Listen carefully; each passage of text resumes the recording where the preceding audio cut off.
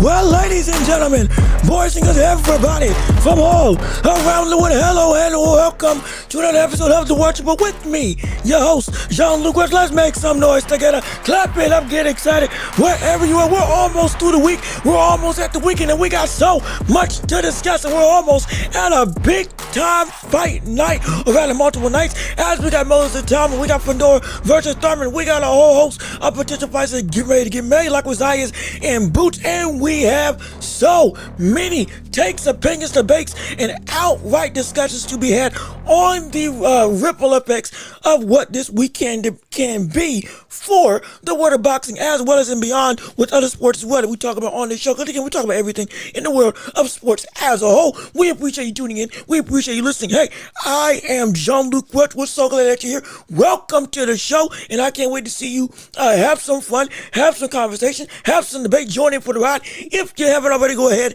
and subscribe to the channel. Yes, indeed. Come on. Be a part of the hottest show on the globe.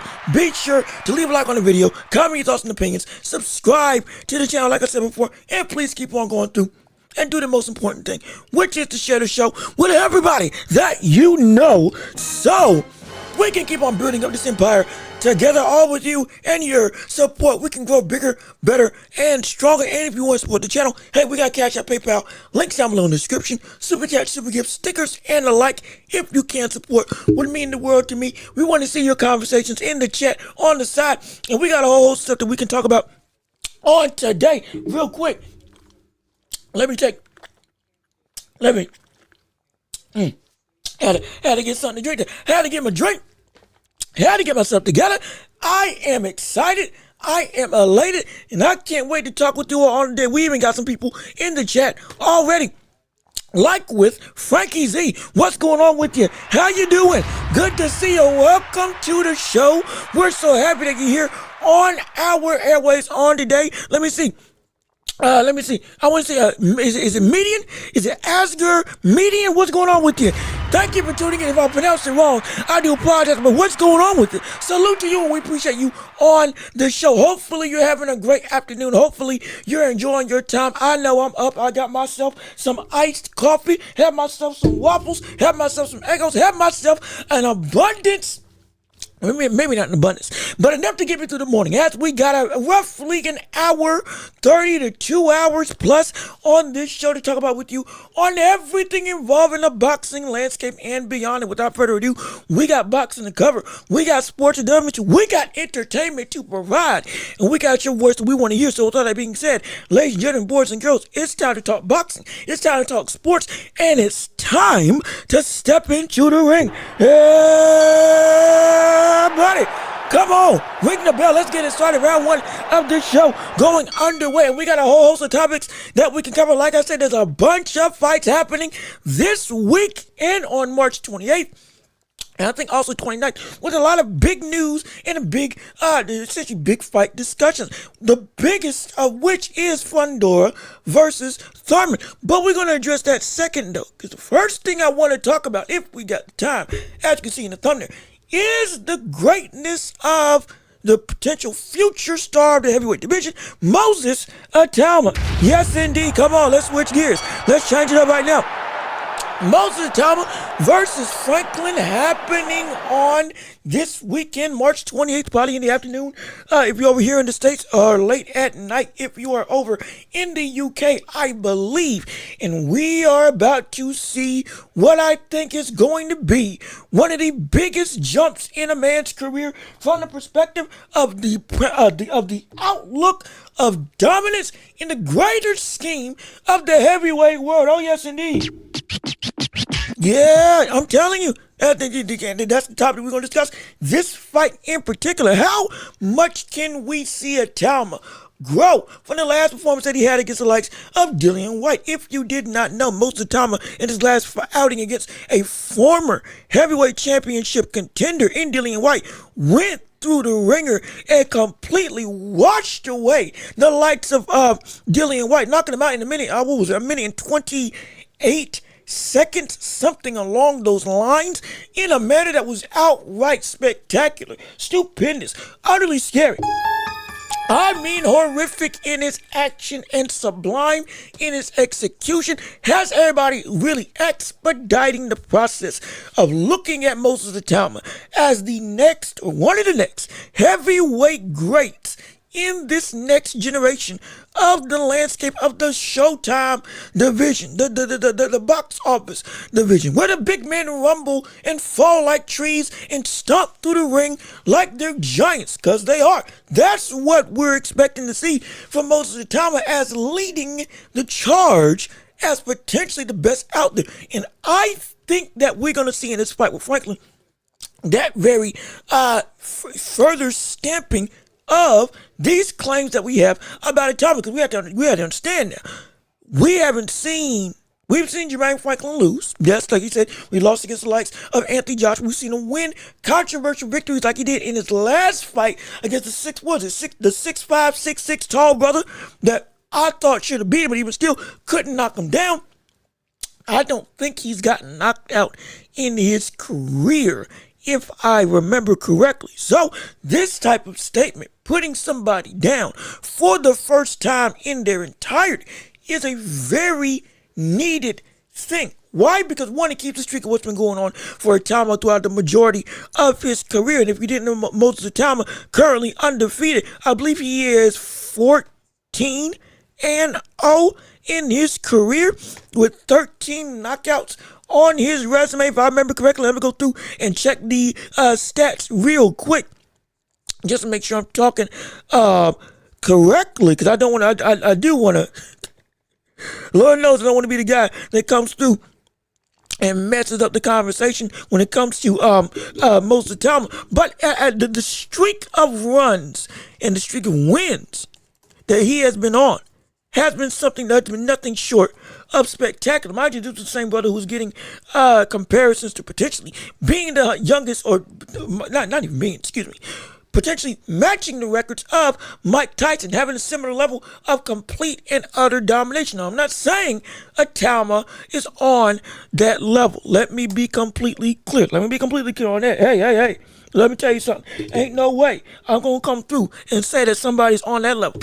No, buddy, it don't work like that. But what does work is the implications of with Itauma and his skill level. There is an air of separation between him and everybody else that we had to take into consideration. Again, I got the record wrong. My apologies. 13-0, 11 KOs, but he's been on a streak of knockouts and dominant performances that has everybody talking, listening, looking, and watching over their shoulder. That's our brother I don't want to mess with or run into. Somewhat similar to what we see with the likes of Ajit Kabayel. And if he can beat Jermaine Franklin in a dominant fashion, I mean in spectacular fashion, do something even Anthony Joshua was not able to do, and conquer, not just conquer, knock down and put to sleep somebody who, yes, he is a journeyman. Yes, he's somebody is a you can call him a gatekeeper for the levels of structure when we're looking at the standpoint of boxing as a whole in the heavyweight division. But what does indeed stay true is that if he does get this done, there's going to be a lot more calls to have Itauma be put in a championship opportunity. I'm telling you, there's going to be a lot more. This is needed because he needs to put, this is the opportunity to put yourself in the same bracket as the likes of Anthony Joshua in the standpoint of framework, of speaking, of matching talent and perception. That is very important. And if we want to keep on seeing this rise to fame, this rise to glory, this rise to a championship level, which we see him being on, if we want to expedite as quick as we can, it's going to take this type of performance that shocks the globe yet again. We're not saying every fight is going to be a knockout, but there are certain pivotal instances where when you have the momentum on your side, you want to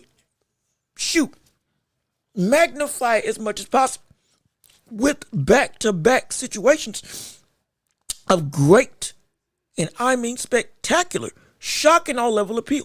That's what we want to see happen. That's what we need to see happen. That's what we aspire to witness. And that's what I think we're going to see with Franklin. Now, again, Franklin's going to be very disciplined. It's going to be very slow in terms of going into cookie jar up against most of the time. Don't be surprised if we see Franklin on the back foot for the majority of this fight, really just trying to shell up and guard and not make any big mistakes. Mind you, he ain't facing off against somebody like Anthony Joshua, who was gaining his confidence back as he was trying to fight him.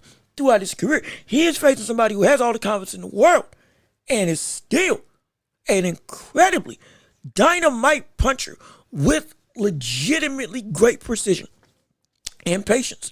And he's dealing with somebody you don't have to worry about the mind games of, do I still got it? Can I still fight? This, that, and the third, everything under the sun when it comes to the likes of Itauma. All these struggles internally, all the questions internally and externally that we had about Anthony Joshua going into that fight.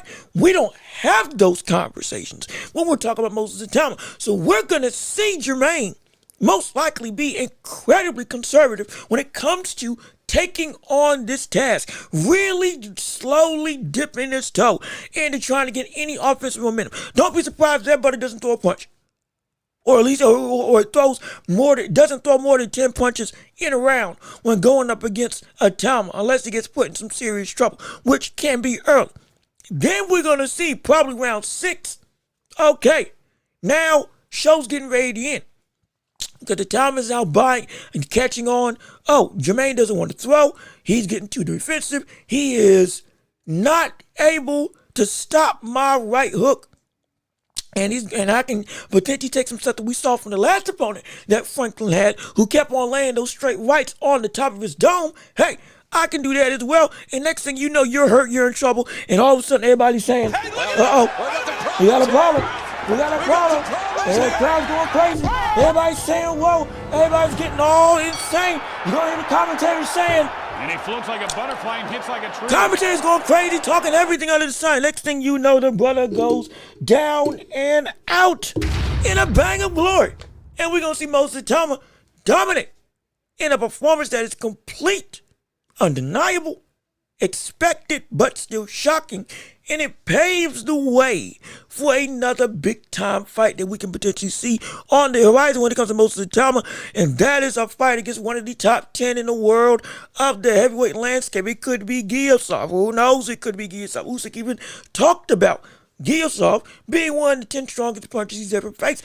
I would not mind Itauma going up against that type of competition. I wouldn't mind that at all. He could take on Martin McCauley, hypothetically, F.A. Ajagba, hypothetically, or he could be taking on, if he does indeed get this done in a dominant fashion, he could be taking on the likes of one of the other, the dominant, destructive, and avoided fighters in the land, in the likes of Ajit Caballero. And if you don't believe me, I'll let him tell you for himself. Hey, he's down for that fight as we transition over into the world of picture. And I'll let Itauma tell you exactly how he feels about getting in a fight with the likes of Ajit Caballero. That's what. Do you know what? I like the fact that you said that, me and Caballero in the summer. I've never thought about that. That's a good idea. I don't mind. I love Germany as well, so I don't mind going over to Germany and fighting him, if I'll be honest. But sorry, Jermaine Franklin. I got Jermaine Franklin. That's it. And so again, as you can see, he down for the test. He down for the competition. He's down to go and do some real work. He down for it. And he's trying to move like somebody who wants to go and conquer the heavyweight landscape and be seen as one of the top talents in the world. And I'm happy that he's going about it this way. And I'm not saying that he's going to fight Ajit next, even though, again, yeah, I wouldn't mind seeing it. But I am saying this win could get him there because of the attachment that Jermaine has to AJ and what AJ did. If you can outdo him, that does speak volumes to the ability as well as to the marketability of somebody like Moses Itauma. Oh, you're matching somebody that used to run the UK scene. They used to run the heavyweight division as a whole. That was seen as arguably one of the pound-for-pound best fighters in the world when he was at his best. And you're the same people that he fought, you're blowing them out the water. My gosh, there may be something to this guy. That is more than just, hey, he's exciting to watch. We may just want to see him take on stiffer competition earlier on because you are now aligning yourself with the greatness of the past that was done by others in the same division. And when you get into that Venn diagram of greatness perceived by the public eye, now you start to get talked about in a way we want you to prove it more than ever that you truly do belong. And a step up in competition leads to a step up in opportunity. And a step up in opportunity leads to a step up in potential accolades within your reach, which I'm excited for. So I'm telling you, this fight is very important for the likes of a time, more than just a win. It's a statement that will get you doors open, or rather open doors for you to opportunities we've been saying you may not be ready for potentially. But if you show us what you are in this fight, we may be able to say, okay, we were wrong. Let's get you where you need to be now and elevate you up. But let's see what you all got to say. Like what I need a burr.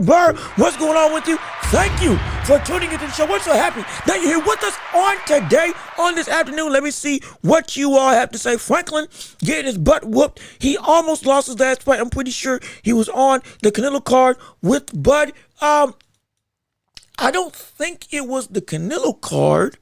Was it? No, it might have been. But I can't remember when it was. But I do know that you lost the fight. Or I do know that he lost the fight, excuse me. I can say that definitively. He did lose that fight.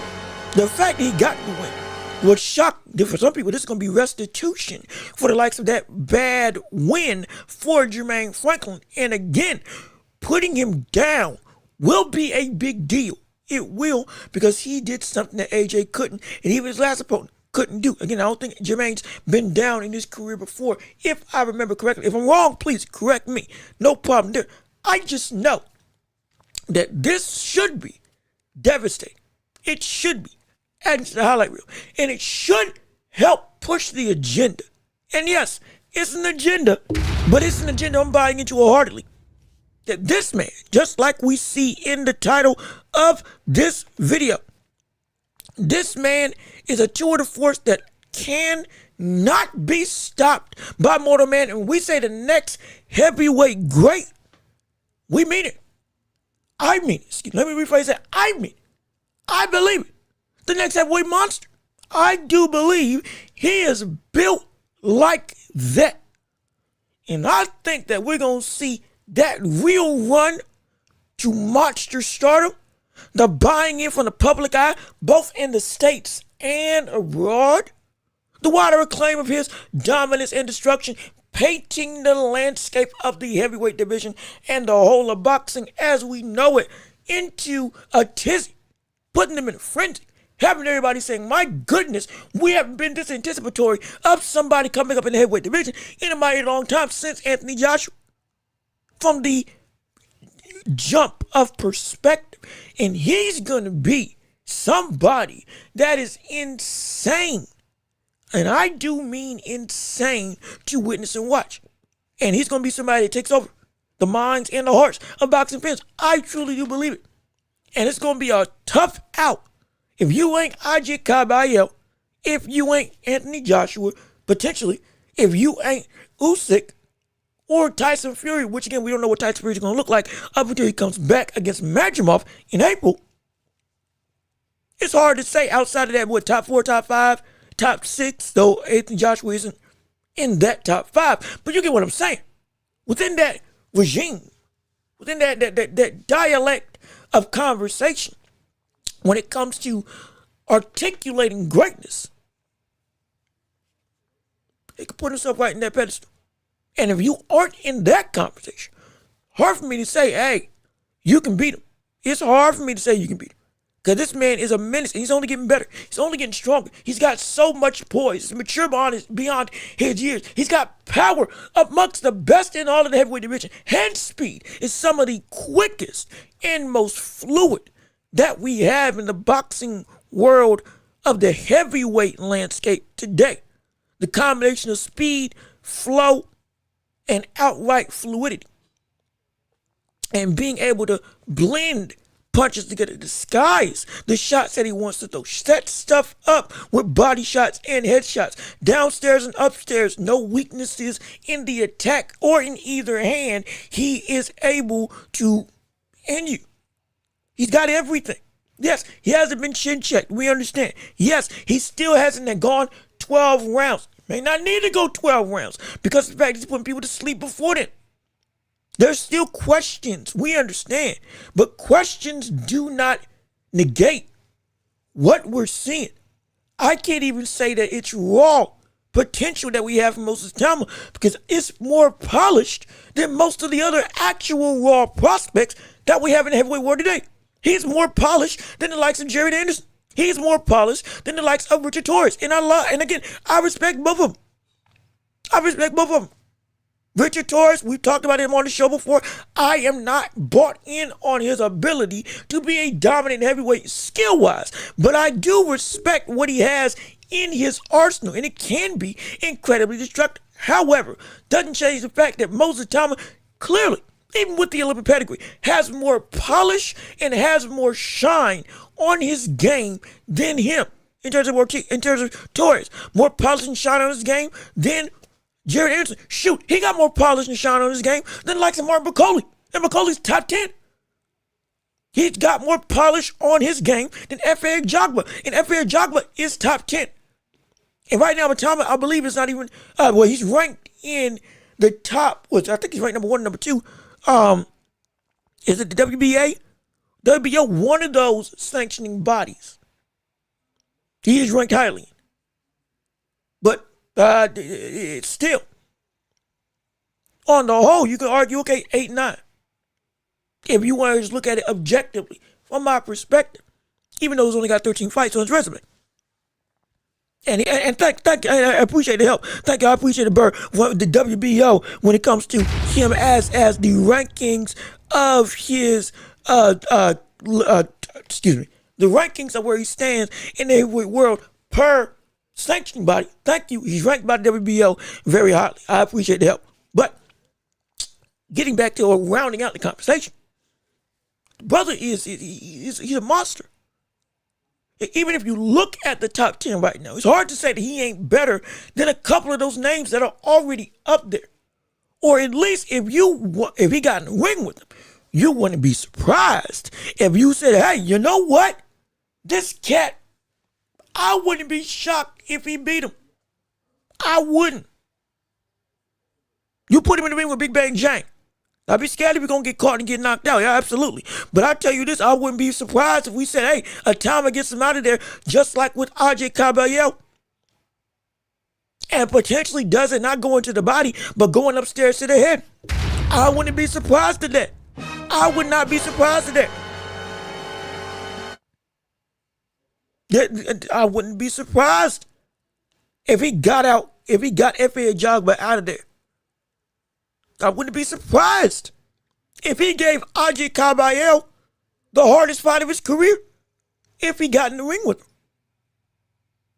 Yeah, sure, some people say, I might be blowing smoke. You ain't ready for RJ. I have no issue there. Because again, he is young. But what we understand is there are some people in the boxing world that have the capacity, just in the athletic, in life in general, there are some people whose talent speaks louder than where their current position is in the world of life, let alone boxing. Their talent speaks a broader landscape of potential than what we see them at right now. And where we may say, you're not ready, they may actually be ready. We talk about with Boots all the time. Don't forget Boots Ennis. Remember Boots Ennis? Yeah. We brought him in the conversation somehow. Jerron Boots Ennis, everybody was saying the brother hasn't been proven, which was true. He hasn't been tested, which was true. He hadn't gotten the championship, which was true. And at 147, when he ultimately did get a title, okay, boom, Stanionis was a great win. Phenomenal win. But up until Stanionis, the perception was is he really like that? Is he really about that life? Is he really built to last in that vein? And the conversation was, nah, in some situations. For some, because you've never been at that level. You've never been elevated up to this standpoint. You've never been up here before. So no matter how great we can see you, you don't belong. But Boots was able, or rather Boots had the skills That was saying, man, this man can compete with people well beyond right now. He can prove himself once he get there, but he's already at that level before. He just needs the status of, I got the opportunity. And when he did, against Stanionis, validated what I needed from him now. And now he's in talks with Boots, or we're in talks with Ortiz. Because his talent was beyond his years. And so when we talk about Moses Itauma, that same situation, is where he's at. It's where he's at. It's exactly where he's at. It's where he deserves to be at. He deserves to be seen as this type of great fighter. He deserves to be seen in this type of elevated situation. And he deserves the respect of the public to show, yeah, this talk of facing off against the best of the best, after this Jermaine Franklin fight, if everything goes right, it won't be just talk. If we haven't bought in before, you should buy in now. Because that man, he is the truth. No question about it, in my opinion. He's the truth, absolutely. But let me see what you all got to say, even still. Itauma is a gift to the sport. We know what he can do. Why not give him a better test? This Franklin fight is overhyped for sure. And I get what you're saying. The Franklin fight, I'm not hyping up the production of, hey, he is the greatest thing since sliced bread. What I'm saying is this should be the last, I guess,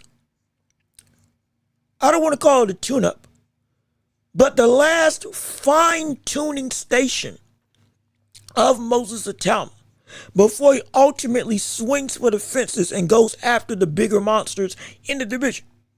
This should be the last kind of, adjustment station, the last refinement zone in his early career before he goes and fights for a legitimate big opportunity. It should be.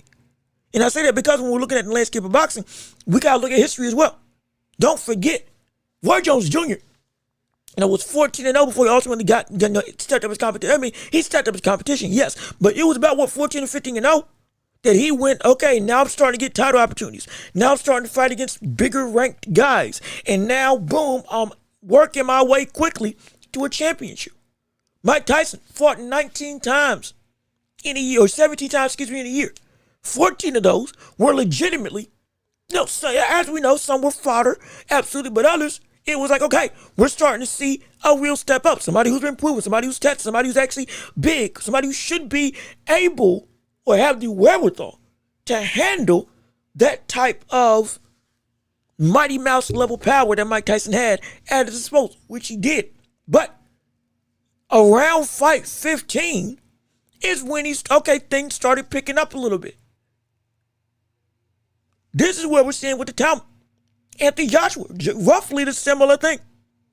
When he was undefeated 20-0 and running the heavyweight landscape and running the world of boxing along with Canelo as one of the faces of the sport, it was around fight 14-15. All right. This is where the story turned the page. Olympian, hyped up prospect, great power and excitement, darling, soon to be of the boxing world. And then it shifted into, okay, he's here now and he is everything that we said that he was. Or rather, he is everything that we said he was going to be. And he reached. And the steps to get there sped up real quick to get it. Became heavyweight champion. Fought like a Klitschko. And everything, you saw what happened. The story wrote itself. And that's what I'm saying we are in the midst of when I look at the likes of Moses Itauma. Oscar De La Hoya, yeah, absolutely. At Oscar De La Hoya as well. Let me see. Also, what is better? What is a better fight? Boots versus Virgil or Boots versus Xander? And what? Now, when you say better fight, and I'm not asking this to be cheeky. When you say a better fight, are you talking about just a better fight outright? Because a better fight outright Just objectively. Oh, no, of course, yeah, it's Fundora, or it's Boots versus Virgil. I mean, that is be clear. That is the fight that everybody still wants to see right now. That's objective. I mean, I can't fight against that. I can't fight against that. That is the fight that everybody is lingering on. That would be one of the 5 biggest fights of the year if that happened. That is way bigger. That is way more substantial. That is way more eye-catching than Xander Zayas. There's no disrespect. It's just that fight's been hyped. That fight, when they stepped in the ring, everybody got excited. Mind you, people were saying that Ortiz hadn't done a bunch of stuff in his career from the perspective of accolades, and Boots hadn't done anything from the perspective of opponents. Even with Stanionis, and even with Bochuk on the resume of Virgil Ortiz, and Stanionis on the resume of Boots. And they stepped in the ring, all of a sudden fireworks went aplenty. Everybody was saying, oh my, oh it's here, oh it's happening. Shaking and moving, everything was rocking and rolling. Everybody was up in arms for that fight. There's no way that fight wouldn't be bigger than Xander. If that fight got announced today, we would probably be talking about it every single day on every episode on this show, on Showbiz the Adult Show, on Two-Tone the Superstar Show, on Blue Blood TV, Inside the Ring, ESPN, ABC, NBC, CBS, 123, AARP. I don't care what network you can talk about. It would be up there. Club Shay Shay. Don't matter where. The Terrell Show. We'll probably be talking about it. Shoot, I wouldn't be surprised if Oprah came back and talked about that fight. Just because. Got an in-depth interview with both of them. It would be pandemonium. You'll be seeing both of them on every single platform possible. You'll be seeing Boots on Kai Cenat streams. You'll be seeing Virgil Ortiz on sticking maybe maybe not Adrian Ross's stream, but he'll be on multiple platforms. You would see them doing tours. Jimmy Kimmel, Jimmy Fallon, Stephen Colbert even probably would do something with them. The list would be endless. It would be endless because there's no fight, or rather, very few that would be bigger than that. But that fight would absolutely be bigger, and it would be a better fight. But again, the weight of the championship is the thing that carries this Zayas fight. Though Zayas himself is also a great prospect, and I'm glad we're getting this fight now. But that weight of a title means a lot. It means a lot. It helps to further it. Again, when we're talking about the ripple effects of the boxing world, the weight of the title helps to push the identity of what we said when he was fighting against Stanionis, or rather the thought process, which was we had said on this channel. I asked you all, because you all were the ones that corrected me. When Stanionis fought against Boots, and I asked the very question, who was the best in the division? And I said that I think Boots is the best fighter in that division at 147. Y'all said pump the brakes. He don't got a belt yet. Unless he gets a belt, he can't have that claim. You still got to beat the man. That's what you all told me. And I agreed. And the same thing bodes true now. To be the man at this division without reproach, you need to fight Xander Zayas. From a talent for talent perspective, yeah, him and Ortiz makes that conversation. But the crown still has weight, and you need the crown to be called the king. You need it. Y'all told me. I'm not throwing shade, and I'm not trying to be disingenuous. I think that's the right word. I'm not trying to be sarcastic when I'm talking about, y'all told me this, da-da-da. No, I'm painting a picture. Like, it still needs Zayas, regardless of what happens with Ortiz, to have that claim. Hey, he should be seen as the man. Because we don't even see Ortiz as the man, and he's been at this division for years. He's an interim title. He has an interim title at least. And that doesn't mean anything for a lot of people. And with good reason. And so that fight is better. But this fight is this Xander's fight. This is the fight that lets Boots be able to say to the world, I'm the best out here. I got the most hardware. I got unified championships. I beat somebody who had made history, and I did it flawlessly. And I got 2 layers of gold that signify nobody else in this division got more than me. Nobody else in this division runs more than me. And nobody else in this division can claim to be better than me. Because if they ain't got this, they ain't got nothing. He can talk like that.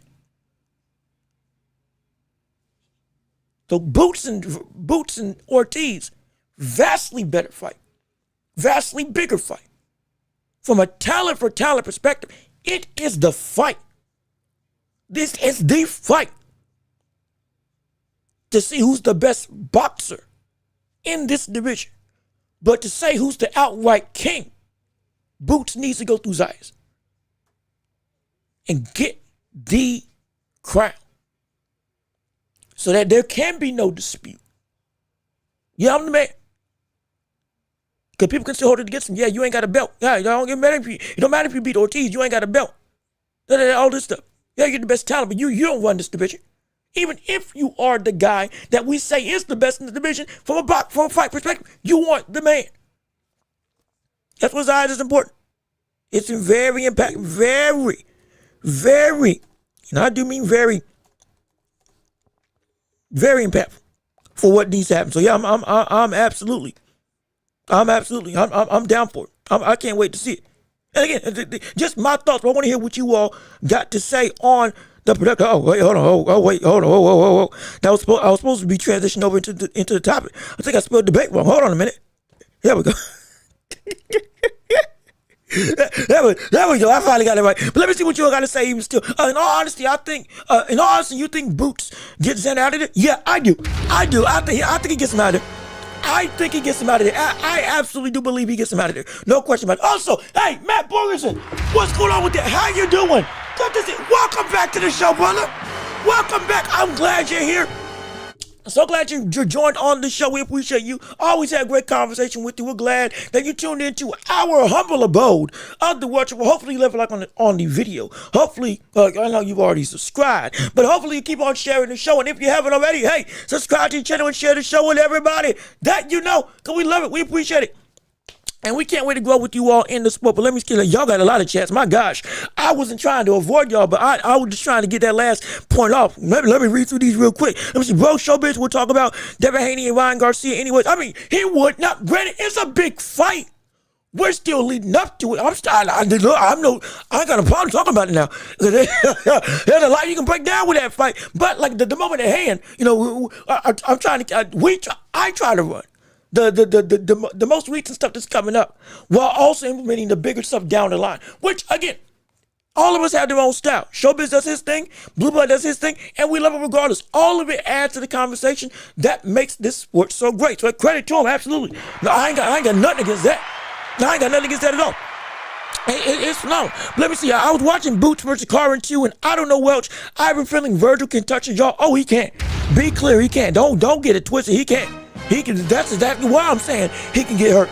That's exactly why Ortiz is such a big threat, because if he is at Shukajan, while being a mover, was very good at being able to place his punches, even while he was trying to be slick, both moving with his feet and moving with his head.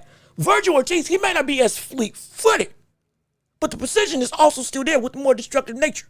Body and head, selling feints and selling misdirections. Just like he did with Majimov. Whipping down the guard, making him tighten up his guard up high even more, landing with a hook downstairs. He can do those subtle tricks like that. What he did with Erickson Lubin, pulling the guard, hooking, pulling the guard, hooking. He can do that. He'll make his own openings. You better believe that he can touch. If you don't think Ortiz can touch Boots, you're a fool. You're a fool. I say that with all due respect. You're a fool, because there's no way. Or rather, the understood threat of why that fight is so important is because Ortiz can make the opening to be destructive. It's not just about, oh, you can't hit him. He can react so quick. Well, guess what? Ortiz can use your reactions against you. That's why he's been so dominant. He sets traps, not just of his own volition, but based on what you do. He's not just a hook and he's not just doing that. This cat he will think. He thought when he fought against Madrimov. He thought when he fought against Erickson Lubin. He thought when he came back and fought against Bowenchuk in the fight of the year. He's a thinker as much as he is a destroyer. So you better believe, he can catch him and put him down. He can put him down. He can put him down. My gosh, it's insane. Let me see. Boots and Ortiz don't have the drive you think they do. Now that's an interesting thing. Now, I want to ask where this sentiment comes from, because, and we can. I'm gonna read the other chats. I'm gonna come back to this comment though. But this is interesting because it seems like the reason why that fight didn't happen with them two wasn't necessarily because of them two. If Oscar De La Hoya believed Ortiz could make that fight and win the fight, he probably would have made that fight, no question, because it was the biggest fight he could make for Virgil Ortiz outright, and it made sense, all the sense in the world. And the money was there. The hype was there. It was the most, mind you, Inoue versus Nakatani had gotten announced, and they were still talking about that fight more than Nakatani and Inoue. And that's the fight that I've said that's going to break records in Japan everywhere. That's the fight that if I can only see one fight this year, it's that one. And this fight was getting talked about above that. So if De La Hoya didn't get messed up or didn't mess up the whole situation, probably would have gotten that fight. But Boots has been moving, deliberately trying to get titles and deliberately trying to be or fit the mold of what he had said in the past when he was at 147, moving up to 154. Hey, I want to be undisputed at 154, 147, 154, 160, and 168.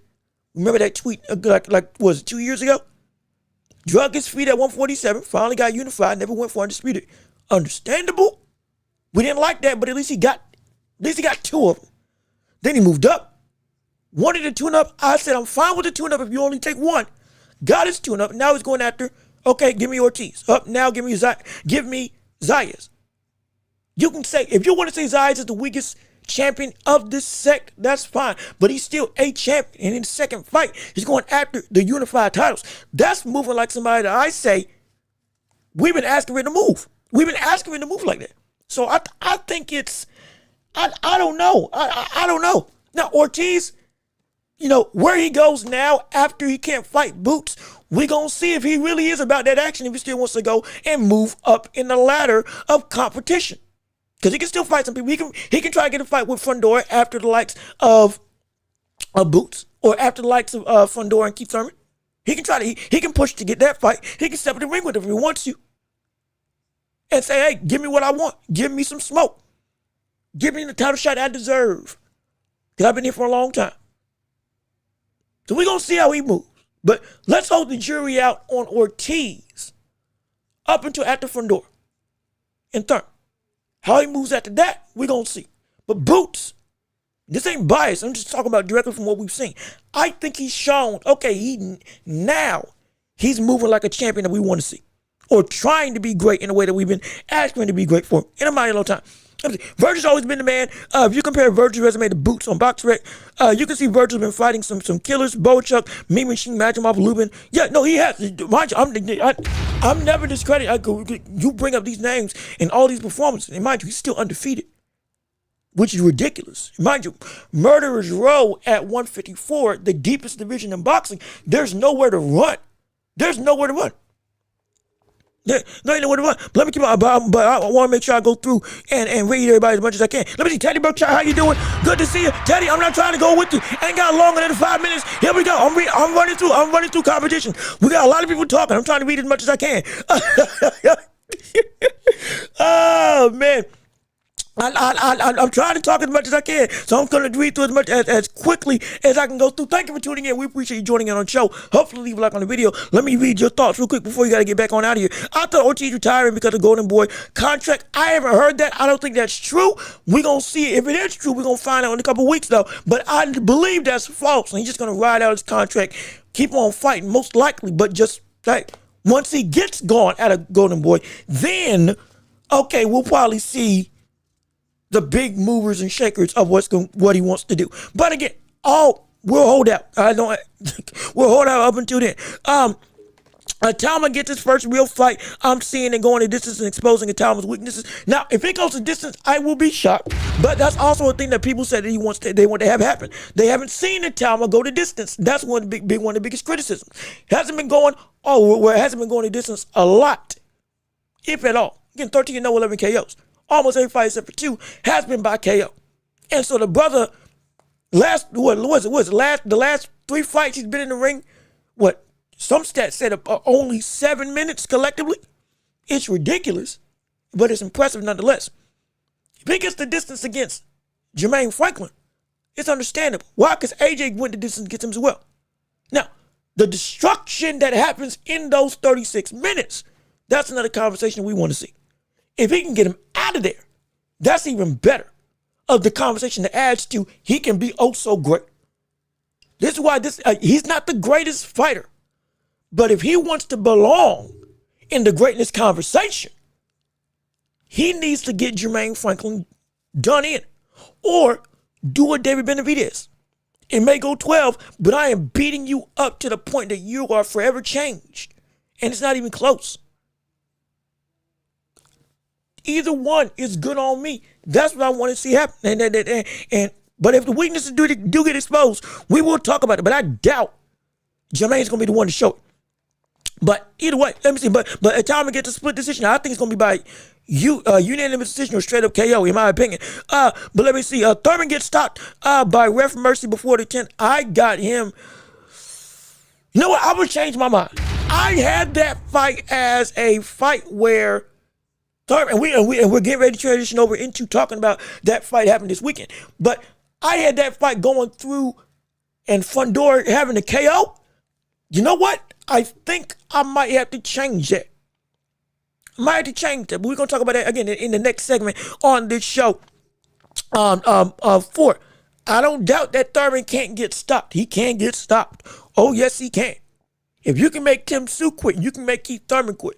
Not saying Keith Thurman has quit in him, but if you can beat Tszyu up, and we've seen Tszyu get beat up to the point that he's like, I don't want no more part of this. That's telling. That's telling. That's dangerous. That's dangerous. Going up against the likes of Thurman. And Thurman can get to put some real trouble.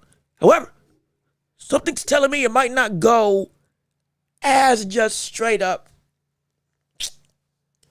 He's going to get dominated. Still think Fundora is going to win. But it might be closer than we may think. But let me see. Going against the grain, huh? Yeah, I'm not trying to go against the grain. It's how I feel.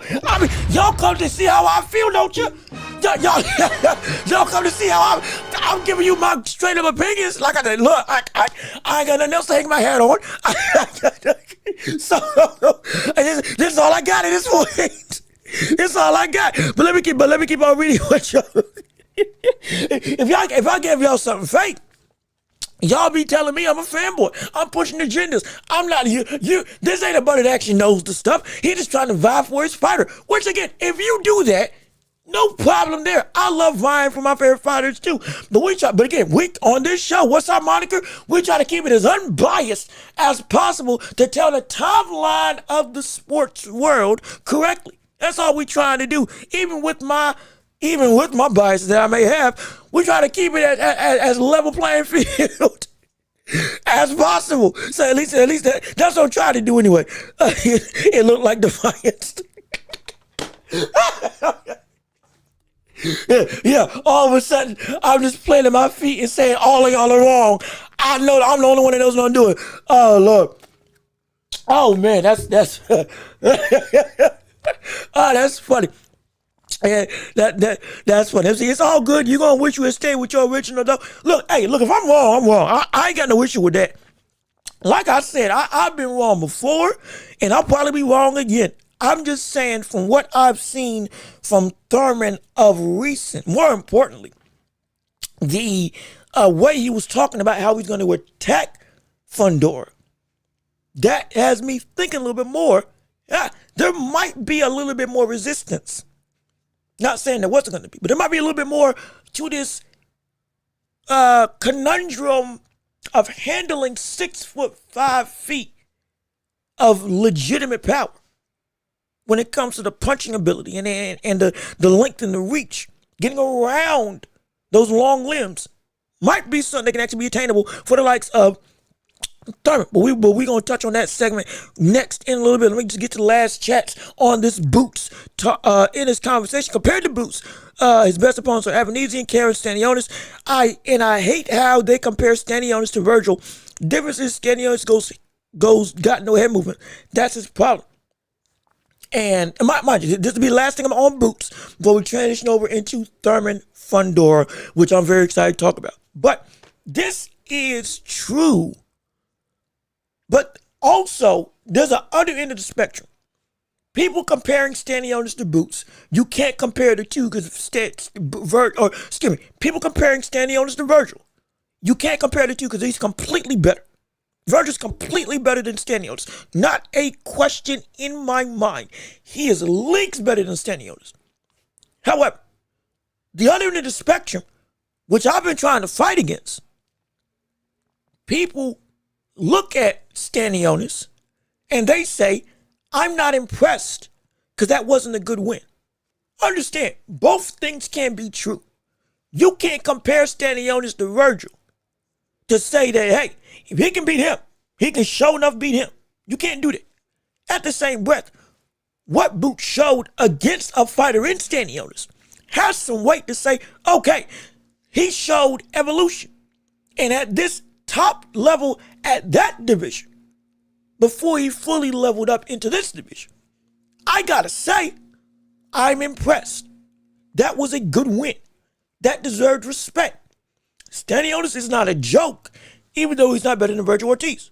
So, we can't say, oh my gosh, Boots, you still ain't nothing. He's something. Because you don't just do what he did to Stanionis unless you're leagues above competition at that division. Like I said, something like the dominance that he showed there will be something we would see from the likes of Devin Haney. Brian Norman Jr. before, outside of Devin Haney, Brian Norman Jr., who could knock people out and put them to sleep and decimate and dominate and all this stuff. Ryan Garcia. We would expect those types of performances from those types of names against the likes of Stanionis. If you are on that level, he can give you some trouble. Even with you on that level, he can still give you some problems. Though he's not Virgil Ortiz. So, respect should be given. That's all I've been saying about the Stanionis win. That proved to me, okay, what I thought about him is true. Doesn't mean that he has been proven on that level of Virgil Ortiz status, but he has crossed a needed threshold to say, okay, I can buy in that this guy is as good as he says he is, at least in some capacity. That's what I've been saying about that win, in my opinion. But even still, we got to go through. We want to make sure we keep the conversation going, and we want to make sure we still get more talk and more fun. As we go through to talk about Fundora versus Keith Thurman. Yes, indeed. Come on, let's get it popping. As we transition over. Yes, sir. I'm telling you, I love those transitions, man. I do love it. But now we go through and we talk about Fundora versus Thurman, the conversation, the big fight, the big kahuna, the end-all be-all when it comes to the world of boxing in this weekend of fights. Even amongst the landscape of Itauma and the rest of the fights that are happening over the weekend, this fight is the one that takes the cake. This is a big crescendo of talent that will send shockwaves potentially through to the 154-pound division. Undoubtedly, it will go and show a tour de force of everybody calling everybody out, most likely after this. Because I'm telling you, if we see Fundora win, there is some spicy level of competition that we have all been licking our chops to see the likes of Fundora face. If we see Thurman win and shock the world, and I do mean it would be a shock for a lot of people if we saw Keith Thurman win against Fundora. Everybody would be saying, well, now the old, essentially one time, just did it twice and dominated 2 divisions. And now is potentially in position to have the world at his feet going up against the biggest of big and baddest of bad at 154. And it's a very interesting conversation to be had on the whole. But let me keep on reading what you all got to say on today. I actually want Keith to win. I'm old. I'm always backing the dinosaur. Look, like I said, we would love to see. And he even put out a quote talking about how Thurman, or rather, if this next generation wants to show that they really rule it, they got to run through me.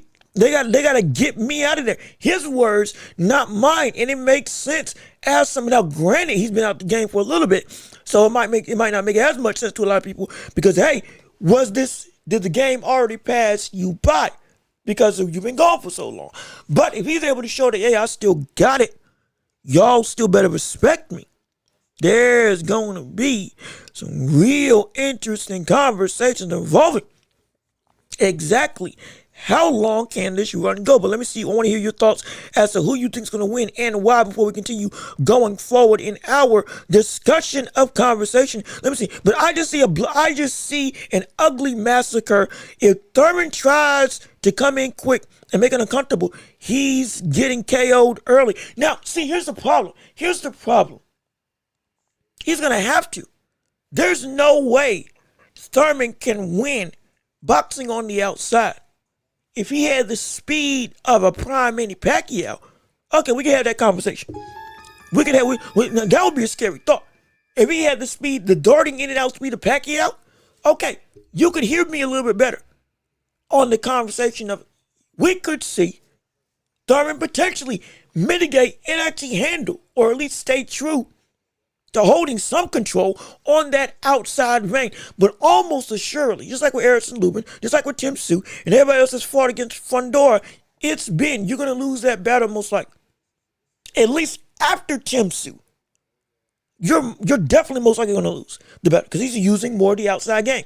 He's using his frame a lot more substantially than when he was going through and worked his way inside and being a little tree and just uppercutting folks to Kingdom Come with that leverage and those short shots that felt like bricks. That's what he did. And so because he's being more deliberate at using that length, it's going to be tough to get around it. He's going to have to come in on the inside.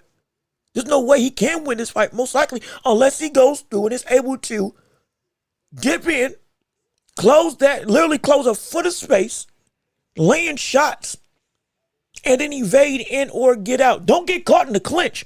Lord knows, don't do that now. Hey, look, if you get caught in the clinch, if you're Sebastian, if you're Keith Thurman, my gosh, I don't want to know how that's going to be. Shoot. I mean, my word. Especially coming up from 147 with only one fight at 154. Yeah, it can be a dangerous predicament. No question about it.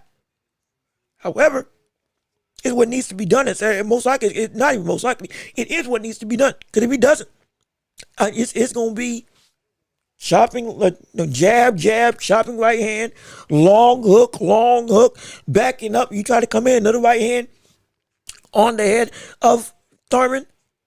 And it's gonna be it's gonna be a time. It's gonna be a really tough time. Fundora is going to smother Keith. That pressure is going to get to that man. This is what makes this fight so hard. And also, we got more people in the chat. Like with for show. Thank you for tuning in. Thank you for listening. And hopefully you leave a like on the video and keep on sharing the show. We want your comments, thoughts, and opinions and all the like. Keep on talking. We love it. We appreciate it. But yeah, Thurman's going to get whooped. It's a lot of people feeling that way. And I think he's going to get beat as well. Also, Love King, thank you for tuning in. Also, how are you doing? Hopefully you're enjoying your day. Hopefully you're subscribing, leaving likes on the video, sharing the show, and love your talks and opinions. And hey, shameless plug, if you want to support the channel, Cash App, PayPal. Links down below in the description. Super chats and super gifts, all that stuff. Gotta do it because it's the only way I get to pay the bills and help the. We're funded by people like you. So gotta do it. Don't want to ask for it, but we gotta. Nonetheless, we're gonna grow to make it so that we're self-sustaining, our own ecosystem. But we want to see what you all gotta say. And let me see. I want Thurman to win, but Fundora at 6'5" with a jab that's gonna be very tough. But I'm hopeful for a third round KO. You talking about a third round KO for Thurman? Are you talking? Wait. You talking about a third round KO for Thurman? If that, my gosh, that's what? Now it wasn't a third round KO, but that's Brian Mendoza. Shoot. Now here's the question: can Thurman recreate what Brian Mendoza did? Can Thurman? That's a great question.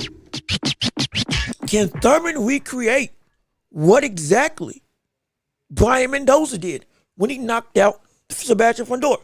With how Sebastian has grown, one of the biggest things about what we've seen with the likes of Fundora, oh, he's susceptible to the overhand. He's susceptible to getting caught. Again, we saw with Randall Cunningham when he fought against Tyson Fury.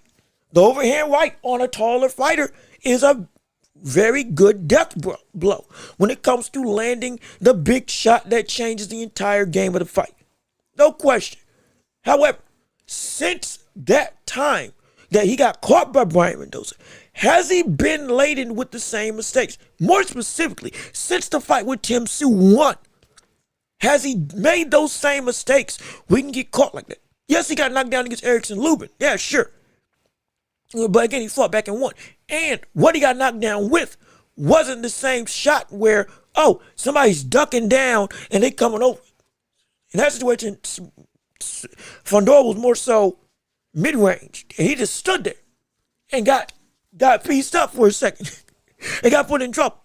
But it wasn't that same specific punch that put him down. And we don't even know if we see the likes of Thurman have that same Erickson Lubin level power at this stage right now. Though yes, he knocked out Jarvis, but is that same power enough to knock out or knock down the likes of Keith Thurman, or rather, excuse me, the likes of Fundora? These are some real questions. Excuse me. Has the evolution of what's the name? Has the evolution of Fundora made it so that certain things that worked or that would have worked for Thurman won't work anymore for Thurman in this fight? That's a legitimate question. And that's the real answer. It might be yeah. It might be yeah. Let me see. If Thurman wins, what's next? That's the bigger question. If he's going, if he going to retire or something else. Hold on to this question. We're going to come back to this question because what's going to happen next for each of them is the next topic of conversation. We're going to come back to this because this is really, really good. Let me see. Mendoza was catching him with the overhand. He was staying on the inside all fight. He definitely using this height more. Yep, he is. That was a lucky shot. That's what I like about Fundora. It might be possible, but try it. See. You might as well see if you can go into the well again for somebody that already dipped in the deep end, and see if you can pull out some good running water. It might work. Now, granted, is Thurman tall enough to reach Fundora with that overhand shot cleanly like he needs? Because if you haven't seen their face off against each other, it is. I'm gonna tell you this. I'm not gonna lie. When I say it's substantial. When I say it's substantial, that height difference, I mean it. Because Lord knows, we're looking at them two facing off against each other, standing eye to chest.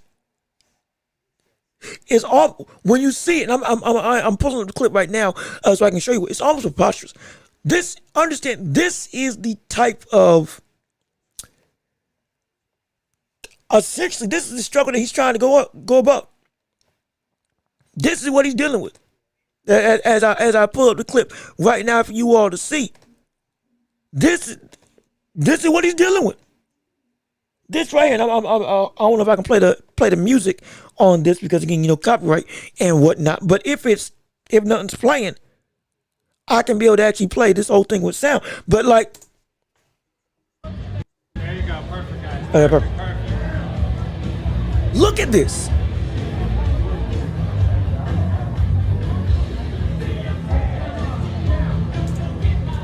Look at this.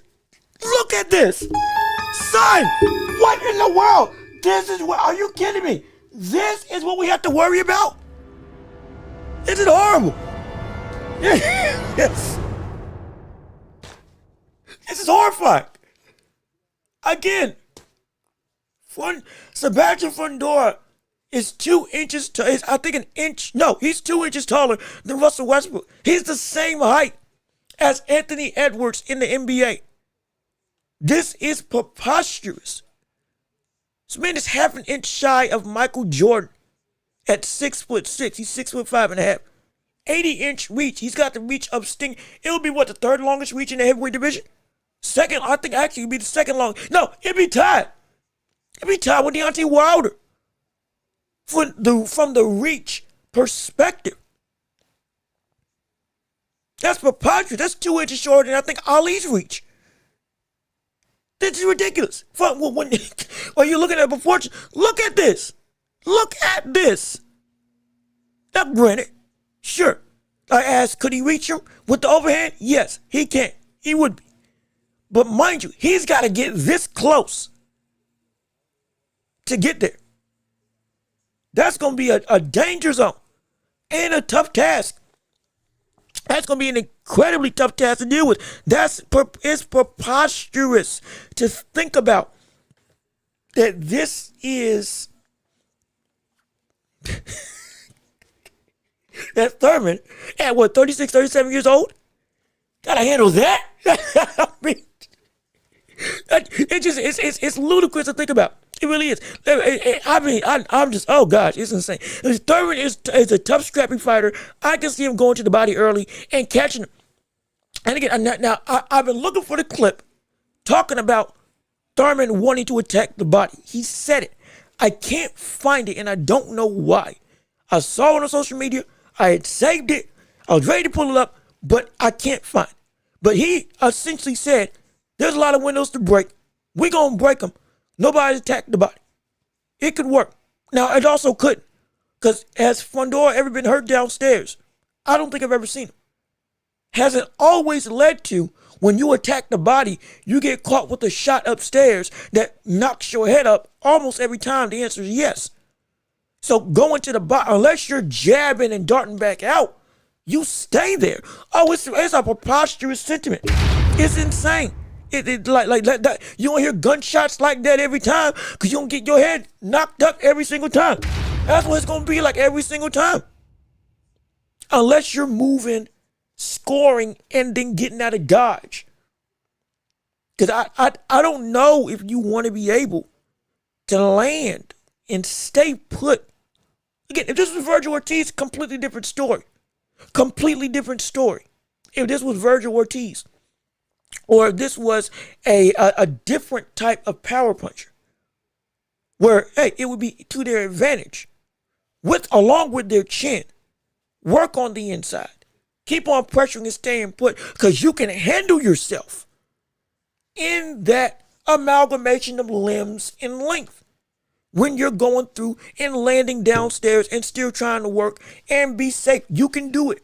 I don't know if Thurman has the chin because of age to be able to take that type of punishment if it does happen, or the reaction time to react to everything that's going to be coming his way if you close the distance. I just don't know. That's what makes it so unique. And let me see, Tay, how you doing?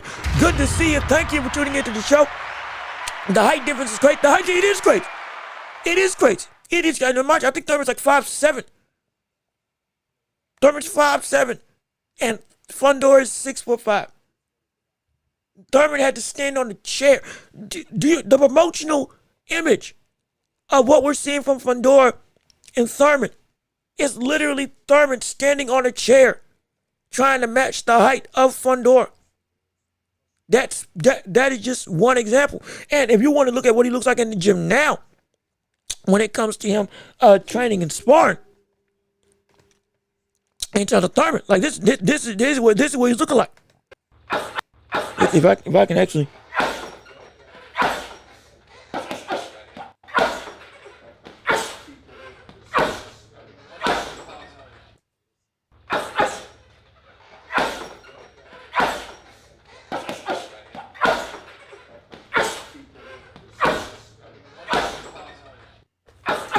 And see, this was the conversation that I said I was going to go back to. This was why I'm changing my argument that Thurman probably going to get knocked out. Now I still think he can, but the reason why I said I was going to push back on that a little bit is because this sparring footage. Mind you, the last time we saw Thurman spar was horrible. We were saying he looked old. The hairline was going. Hair looked like it was thinning. Everything looked lumbering. He looked off balance. It was bad, and we all said, ooh, yeah, he looks like he might have lost a step. That looks completely different. And that bodes into, hey, it might have been the last rep of an intense pad work session where, yeah, that was the last drill of the day. Might have been why he looked like that. He looks a whole lot sharper in that clip. He looks a whole lot more damaging in that clip. He looks more like the Keith Thurman that we thought was going to walk into the ring, or that we're hoping is going to walk into the ring in that clip. And look at what he's training with. That right overhand above the thing. Attacking the body with 3 shots, lulling you to sleep, and then boom, overhand right that comes across the cheek and potentially rocks and hurts. If Thurman can have that level of sharpness, okay, we got ourselves a potential fight. And it might not be as easy. Still don't think it's smart for him to go on the inside and stay there. But it might not be as easy for Thurman, or rather for Fundora, to work and just not have any reprieve or not have any resistance. And it may not get knocked out. It could be just a straight up decision or even a potential upset. I dare say he could fight him to a draw if it gets to a point where it's a real 50-50 display.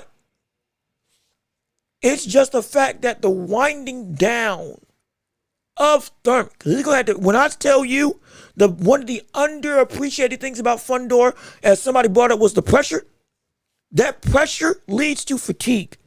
The carrying power of Fundora, as the time goes on to go and still keep your stamina up. It's a dog-eat-dog world when Fundora's in the ring, because he will drain you of your energy as well as add damage, and he will still be able to keep up that same pressure. He'll still be able to do it. And he got heart that he'll fight through even if you tag him. Fight more fervent. He'll do it. Can you live with him and outdo him in that level of pressure? Or can you balance yourself out to where you, even when it gets late and he still is fighting on high, you still got stuff in the tank and you ain't slowing down. You're not fatiguing. Your punches are still sharp and everything's crisp. If you can't do that, you might be in some trouble. You might be in some trouble. And Thurman could be in some trouble from that vein. I mean, that's the truth. That's the truth. He could be in some real trouble. He could be in some real trouble. Hey, look at this. We got some problems here. Major trouble. Some problems here. He could be. Well, that's good. Hold on. Wait a minute. I'm sorry. That's some good iced coffee. I had to take some time and really appreciate the flavor. As a coffee connoisseur myself, but even still, that's what we're dealing with. How long, even if it's a competitive fight, even if through 6, it's a draw 3-3. I dare say even if Fundora's up, by the time the halfway point comes through, when that second half hits, will he start declining in his techniques and in his stamina? And if so, Fundora, he's gotten better technically. He's not the best technically, but he's shown I can keep this up going into rounds 10, 11, and 12 if need be. Will Thurman falter too quickly? And will he go through and say, yeah, the age is starting to kick my butt. I can't stay on the offense like I want to. I'm starting to shut up a little bit more. I'm suffering for what Manny Pacquiao went through. My legs aren't doing what they want to do. My legs aren't moving like I want them to move. All of a sudden, I can't slip stuff like I want to. I'm just got to shell up more than I would like. I'm backing up to the ropes more than I want to. I can't get out of the clinch. And on the inside, I can't back up in a way that creates the separation necessary.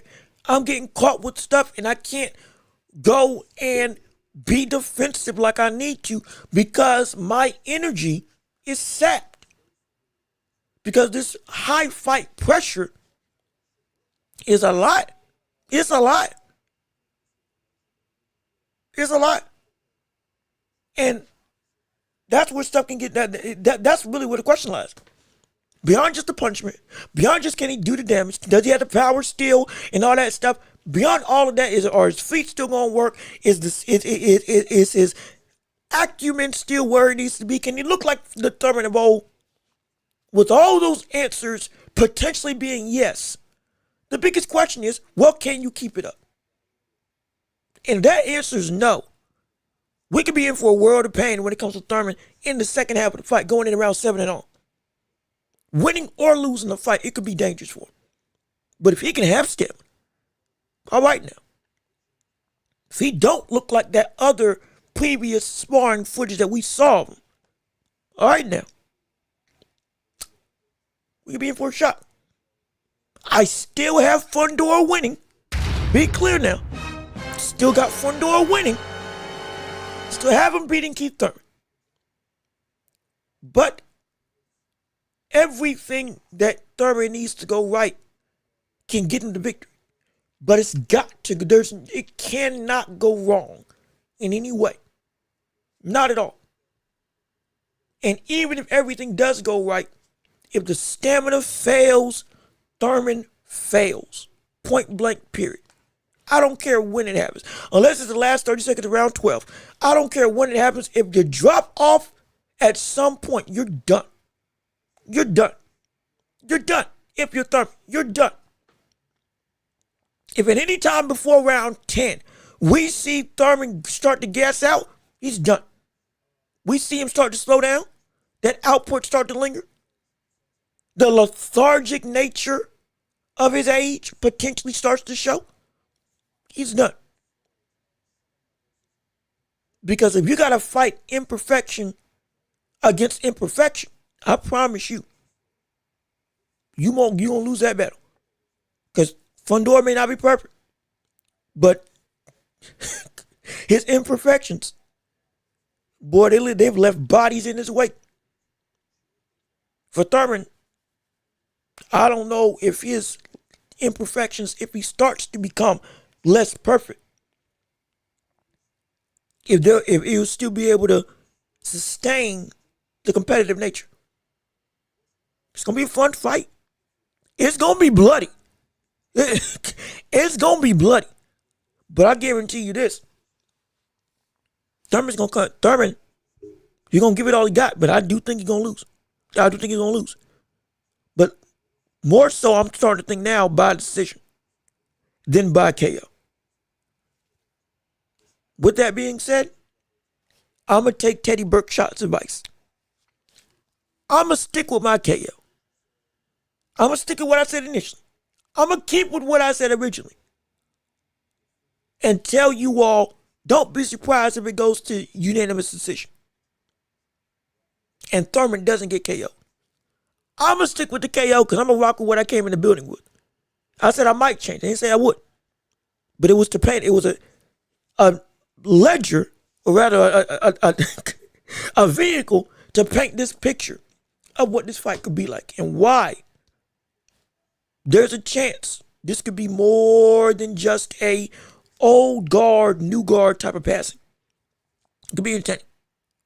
But I got Fundora one. I do. I do. And so that's what I got to say on that. But I want to love you hear your thoughts and opinions on it all. And somebody said, we got to go back to Bird's conversation. If Thurman wins, well, let's talk about it. If Thurman wins this fight, where does he go? Where do we go? What happens then? Well, if Thurman wins this fight, guess what's next? Errol Spence Jr. Yeah, that's what's next. That's what's next. We got some problems here. Let's be real. Let's be real. That is almost, in my opinion, that's exactly what's going to happen next. It's going to be Fundora. If Thurman wins this fight, it's going to be Errol Spence versus Keith Thurman because there's so much bad blood there. And because everybody wants to see Thurman win the championship, everybody wants to see Errol Spence get a shot at the title. If we see Errol Spence get past Tim Sue even more fervently, oh my, and they look good doing it. Oh, he's back. The big fish is here. Get him a title shot. Everybody come down to Texas. We want to see him in Dallas Stadium get crowned as a champion at 154 one more time. He's even training with the likes of Brian Itauma Jr. and working the road as he's running, getting ready to get back in shape for big-time fights and big-time appeal in big-time situations of greatness in his corner. So everybody's excited for it. I'll even show you the clips of him running so you can see exactly what we got going on. Hey, look, this is what he's doing. This is how he's working. He's training. He's moving. He's grooving. He's running. He's doing everything you need to do to be great. We want to see the big fish swim one more time with gold around his fins. That's right. The public is excited for it. The public is anticipatory. Everybody wants to see it. And everybody's all gung-ho. And mind you, also, Brian Itauma working potentially with Errol Spence Jr. as not just as a running partner, but potentially a liaison of mentorship, learning in the gym with one of the best welterweights of the last era. I ain't got no problem with that. They can make for him to be a very skillful fighter as he looks to retool and regroup under a new coaching regime. Love it. But again, I digress. Even still, that fight is a fight that would be huge. Errol Spence versus Fundora, or Errol Spence versus Thurman, because there's already history. There's already blood.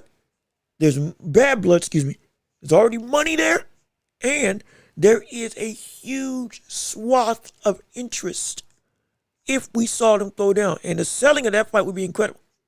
If it ain't Errol Spence Jr., well, then it's probably going to be Ortiz. And I should have said that as option number one. It's probably going to be Ortiz. And let me see what you all had to say. Love King, why not Keith Thurman versus Boots? That would be a good one. It would be a good one. I wouldn't mind seeing the Thurman one. I wouldn't mind seeing that fight either. It would be a great fight. However, Boots just getting a win, if he beats Zayas, with the normal layoff period that we would see of after a fight, it's going to be months off before he can return. I would more likely think that Ortiz, because of him not getting the fight with Boots, would look to get the opportunity to get a championship against a high-profile name as his next outing as quickly as possible. I would hope, I would think, I would believe, I would dare say it's necessary. If he wants to keep his sustainability as a champion up, if he wants to quiet the noise of what people say about him, take the fight with Thurman if Thurman wins, or Fundora, any of them. If either, let's be honest, going back to again, this still answers the question of Bird's inquiry of what goes next for Thurman if he wins, or Fundora. For both of them, Ortiz should be. If we want to look at it from the objective best fight possible, that should be next. It would make all the sense in the world for both of them. Because with the momentum, good or bad, that Ortiz has, he's in the news. He's a name. He's got the public still talking about him.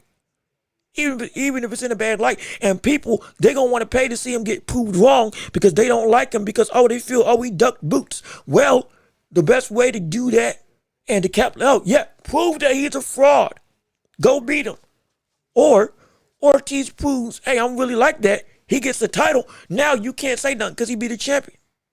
He got the very thing that you said you should have already had, and now you can't hold that against him as you're not a great fighter. You can't be the man. And all this stuff that we've heard about Ortiz for a number of years. Some valid, some not. All of which has built a reputation. Well, that reputation, Ortiz makes a point to go after one of those two. And if anything, if he doesn't fight them, we gonna say, why didn't you go after him? Be clear. If Boots does fight Thurman after Fundora, and Ortiz doesn't go and call out any of them, or call out the winner at minimum, we gonna say this man really doesn't want to fight. That's gonna be the reaction. I guarantee you. He's got no choice but to call out one of the two first as opportunities for championships, or Josh Kelly. But it's got to be a title. It's got to be a title. It has to be. Or people just gonna hate it. If it ain't Boots, it's got to be for a championship. There's nobody else that people can say that Virgil can fight without them having a problem with. None. Boots can fight anybody at this point in time. Because the conversation of landscape is different with him currently to what we see with the likes of Virgil Ortiz. To some degree, his back's against the wall. To some degree, his back is against the wall. It's against the wall. And so he's got to move. And the only way to move, in my opinion, though I would love to see Thurman versus Fundora, or Thurman versus Boots, would be to challenge Thurman for the titles if Thurman wins, or Fundora, or Josh Kelly. Outside of that, people are going to say, we don't care. If you keep on going, and don't let him fight. Don't let him call out Errol Spence. That's going to be even worse. That's going to further feed into, you really didn't want to duck Smoke. You really did duck Boots Ennis because you stuck to your word, and we didn't want to see you fight Errol Spence, but you still stuck to that's my dream fight. We know your league's better than him at this point in time. So, no, you definitely ruining the reputation of one of the biggest killers in this division. We don't need that. Rather, I would like to not see that. So, the best thing, go after Fundora or Thurman. And Thurman, go after Ortiz. At this point, what you got to lose? At this point, for you, you versus Boots will be the bigger payday. But most likely, the first instance of conversation, most likely is going to be Ortiz versus Thurman. That's what I think would happen next. Again, if I'm wrong, I'm wrong. But I'd love to hear your thoughts on it.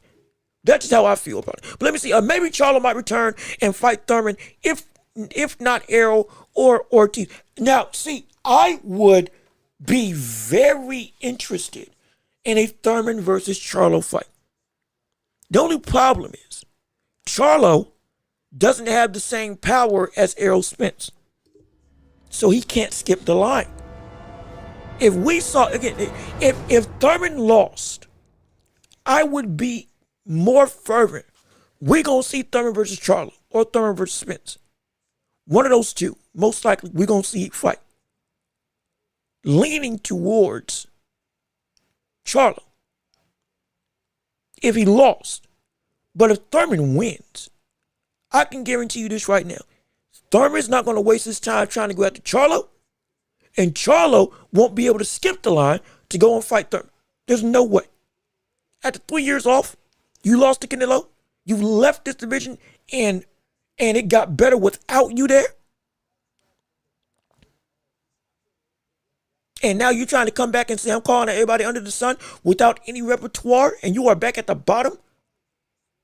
With people not knowing, people asking the same questions of you as we're asking about Errol Spence Jr. You ain't got the power of Errol Spence. The marketability of Errol Spence. You don't have the reputation of Errol Spence to even say, hey, yeah, I can get a shot immediately. Even with you being a former undisputed champion. Crazy enough, you've lost that same leverage that you had as a former ruler of this division, and you were the ruler at one point in time. I've never seen a fall from grace like this before, or rather, very rarely have I seen a fall from grace like this before, but that's what we're seeing with Charlo. And so he can't skip the line. So we'd have to wait. You would have to wait. Unless Thurman just straight up called him out. I would love to see it. I'll be fine with seeing it.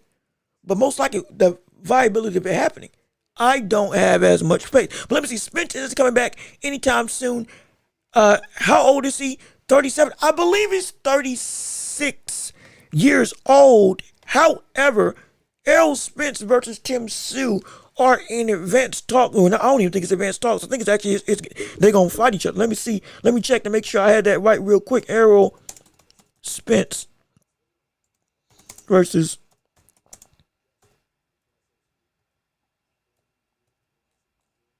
what is it? TSZYU. Oh, I spelled it wrong. Hold on. Hold on. Wait a minute.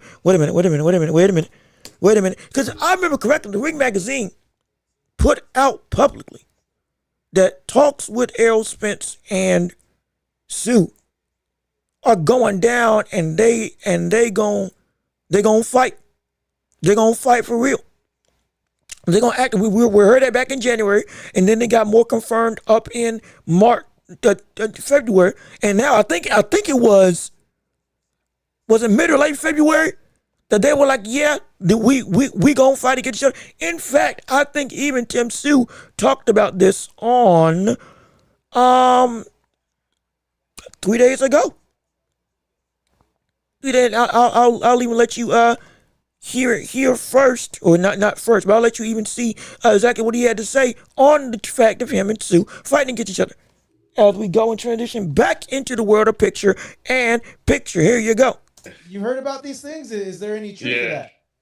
Yeah, possibly. The boys are working on it, of course. Logistically, it's a big fight to make, so it takes a bit of time to plan and work a lot of things out, as a lot of parties are involved. But yeah, possibly. But yeah, one fight at a time, of course. Certainly, yeah. One fight at a time, but I like that fight stylistically. There's a lot of questions there for like how Errol's going to be coming into it. And it's not like you're an easy fight for him either. No. When I guess, man, I just want to ask you, like, how do you see that fight potential? I know you have this one, you're focused on this one. This is a hard opponent, but a lot of fans are like, oh man, like this can be like an action style type of fight between Errol and Tim. Yeah, you know my style. I'm all in for war. So if war presents itself, I welcome it with both hands. Keith, one-time Thurman is a legend in the ring, but world champs. I didn't know. I'm sorry. I didn't know the end of that clip.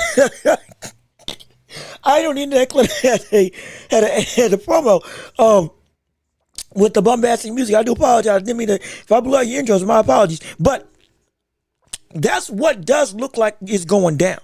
Spence and Thurman, they're looking to actually talk, and they're actively making a date. Now, we heard it was going to be in the summer. We heard, speculated for, what was it? Was it July? As one of the rumors, I can't remember exactly when, but I know it is in the works. Legitimately in the works. So, that's why, depending on how he fights, and if he wins, that's what makes Thurman and everybody else, Bubba Chuck, Adams, again, of course, Fundora, Josh Kelly, Keith Thurman, Xander Zayas, Boots Ennis, Jermell Charlo, all of those names and beyond. Madrimov even, we can even bring him up as a potential name to be had when it comes to Errol Spence fighting. He would shoot Abbas, who just fought and lost to Zayed. He's even on the docket as, okay, if they push Errol Spence to the moon after this fight, we could see him immediately get a shot with the top 10 level fighter. And so all of those names are on the docket only if Errol Spence wins. Now, if he loses, most likely he's done. Be clear. If he loses, he's done. This Errol Spence's career in my opinion, speculation, real quick, understand, speculation. This is speculation and nothing more. I meant to time those a little bit different. That was supposed to be kind of a seamless transition between the two scratches. Things didn't work. Either way, you know what I'm trying to say. Or rather, you get the atmosphere I'm trying to create for this topic. If Errol Spence loses, he's done. Because Errol Spence is on the same road that we saw with Little Mac in Punch-Out. If anybody is a fan of video games, which I am, I love video games. And heck, the more y'all pay me, the more I can play. Hey, you know what I mean? We can make it do what it do. If y'all want to support the channel, Cash App, PayPal, links down below. Super chats and super gifts. I love it. Shameless plug aside. But when oh, that's funny. Oh, shoot. But when we're looking at Errol Spence, if you played Punch-Out for the Wii, the modern day equivalent of the old Punch-Out game that was iconic, if you finished the main story, you beat Sandman and everybody else, you go into kind of a loop where you continue your career and you keep on fighting. And if in the story, Doc, or the coach of Little Mac, says, hey, we're going to keep on training. Mac says, hey, man, I want to be finished.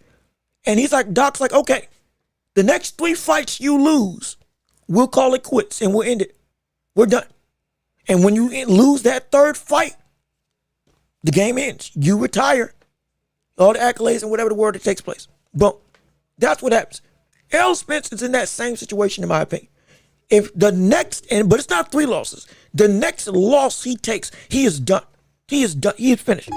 He is done. There's no way. There's no way. There's no way I can see him coming back if he loses at any point in time. The only way I can see him continuing is if he got to a championship opportunity and came 1 round short of winning a title again. Oh, okay. Yeah, I want to continue. And let me actually get my rematch this time because I was so close to being on top once again. And I can do it again. If that don't happen, and mind you, that's at the end of the road. If he doesn't get that, anytime before that, if he loses, especially if he gets knocked out, yeah, he's done. There's no, it would be smart for him to finish. There's no way I could see him continuing in his career because it would be a logistical nightmare. It would be a legitimate nightmare. It would be legitimate. Horrible. Would be an understatement. If he kept on fighting after a defeat that especially was demoralizing, I couldn't see it. He's got one more. The next fight he loses, I do think that he's done. I do. I truly do believe that he's finished. Let me see. Let me keep on reading you all's chats though. Hold on. Let me lubricate the sentence real quick. Gotta make sure that I'm hydrated as we keep on talking on the show, and we're getting ready to transition over into the championship round. So don't go anywhere.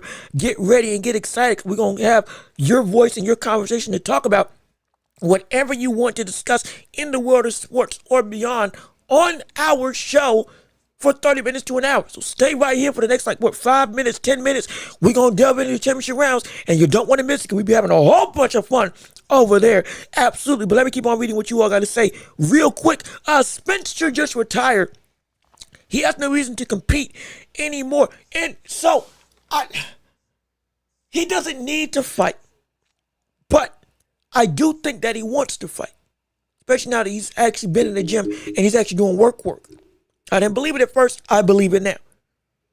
He's at 154. He said he needed to be at 154 to be the best that he can be. When he lost to Terrence Crawford, it just took him 3 years to get here. Why? I don't know. Because I don't want to hear the car crash. There was a reason why he had to take this long layoff. Because he fought Danny Garcia after the car crash. He fought Ugas after the car crash. And then he fought Terrence Crawford after the car crash. And he had recovered, seemingly, at least by year 2 after he had fought Terrence Crawford from the damage that he had incurred.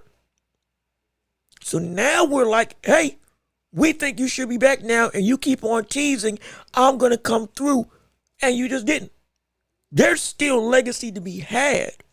Yes. But I do think Spence wants to fight because he actually thinks he's still got stuff in the tank. And if he does, I love it. I appreciate it. I want it to happen. However, the point still stands that the brother, you don't have long. Or rather, let me rephrase that, because we've seen people fight till they're 41. Crawford was 38 and he beat Canelo and retired undefeated. Insane. But I dare say if he had kept on fighting, he probably could have won. He probably could have gotten close or beaten Floyd Mayweather's record. He probably could have. He probably would have gotten close or beaten Floyd Mayweather's undefeated record if he had kept on fighting. And he could have kept on fighting. He was that much of an insane specimen. He probably would have done it. But regardless of which, he had his time in the sun and he went away. Understand it. Spence got time. And he could still be great, even at an older age, and potentially be great for longer than we expect. But I do know that a defeat at this stage doesn't mean, oh, the momentum shifted, oh, his legacy's done. It doesn't mean that, but it means that he himself, as a fighter, time for you to wrap it up. Because one loss will lead to two. And two losses will lead to three at this point in your career. I don't know how much he can regroup, retool, and remake himself at this point in time. What Spence is what he will be. Period. If what he is cannot get him wins, he doesn't have any ability to improve. Not because he isn't a great fighter, but because age, to some degree, like with anybody, has stamped what you are. For some, yes, you can change, but with Errol Spence, we haven't seen it yet. And he may not ever change. Granted, his style was able to work, that he was so dominant, you may not need to change. But if you do, just like we said with Canelo, can we see Canelo? He's got some problems. He's got to change his style. If he wants to still be, especially in this middleweight division, he's got some work that's going to be ahead of him. Like with Shiraz, like with Carlos Adames. He's got some stuff in the wings. Hey, this division ain't light no more like it used to be. Though, again, he had beaten everybody that was competitive in that division. Now you got Charlo back, though we still don't know what he's going to do. You got Hamzat Shiraz. You got Edgar Berlanga, even though you beat Edgar Berlanga. Understandable. You have weapons. You got Christian and Billy. You got Lester Martinez. You have a bunch of people. Iglesias. They're on your heels. And everybody is gunning for you again. In the race, rather gunning for the titles, but you are still the main guy. They are on your hip again, and it's no longer, you've separated yourself so much from the rest of the pack that there's nothing that they can do. You're still great, but now you may have to change to sustain that level of greatness. Can he change is the question. I said, I don't know. Errol Spence, the same thing. I don't know. If what he does doesn't work, what else can he do? And that's what gets scary. And that's what I don't know about Errol Spence Jr. And so it's a scary sentiment to think about. It really is. So that's why I don't know if I don't know. The next loss is, I think, the last loss. He shouldn't retire, at least until he shows, okay, yeah, I just can't do it anymore. But if he does show he can't do it anymore, don't stay. Please don't stay. Please don't. But let me see what you all got to say even still. Super Punch Out 2 was my favorite. It was great. I think mine was, now granted, I never got to play it, but I got to watch a bunch of people do playthroughs of it when I was younger. Loved YouTube. I loved watching walkthroughs and playthroughs and commentaries and all that stuff. It was fun. It was great. I had a blast. And I got to watch everybody else play the game. It was phenomenal. Love it. I mean, it was so much fun. It got so much fun when Smash Brothers, was it, which game was it? What was the most recent Super Smash Brothers? when Smash Bros. Ultimate, that's what it was, Super Smash Bros. Ultimate, when that came out, my main was Little Mac. And I only played as Little Mac. Couldn't jump, didn't have no aerial attacks whatsoever. But I... Great. And actually, yeah, this is actually a perfect segue to go into the championship rounds. I'm not gonna lie. Hold on. This is a perfect segue to go into the championship rounds. Let's transition real quick before we even get on that. Cause we covered everything we needed to cover in the main antithesis of the show. We want to hear from you all and your comments and thoughts on everything involving the world of boxing and beyond. So, ladies and gentlemen, it's time to work. Let's get it rolling. It's time for the championship rounds. Let's get it started. Yes, indeed. Come on. It's time to work. It's time to shine. It's time to make this show sublime. And it's time to have your voice be heard and have your sentiments be felt all across the airways of this channel. Like I said, we still want you to support the channel. Keep on liking the stream if you haven't already. Share the show if you haven't already. And please subscribe to the channel and come join the hottest show in all of the globe right here on YouTube. That's the wrong soundbite. But on YouTube and on every podcasting platform imaginable. And please be sure to share the show with everybody that you know, so we can keep on building up this empire together. We appreciate it so much. Once again, also super chats and super gifts if you can support the channel would mean the world to me. I appreciate it, and it helps us to pay the bills, and also helps us to edify this show and make it bigger, better, and stronger for you viewing and listening at home or abroad, on your job, in your boss's room, shoot, in the break room. Put it on the TV. Let the public see, hey, this is the place to be. We better than ESPN. We better than Fox. We better than everybody else that you can think of. We're a professional setting attainable by you on the freedom of a platform that's called YouTube. Absolutely, everybody's going to want to tune in, and I'm telling you, you can't get no better than right here on the Watch Report. But let's go on and jump into the world of the championship rounds. Come on, let's get it popping, let's get it started, and let's see what you all have to say, and I'll continue my story on the Smash Bros. Conversation. But let me see thoughts on Dalton Smith versus Alberto Puello.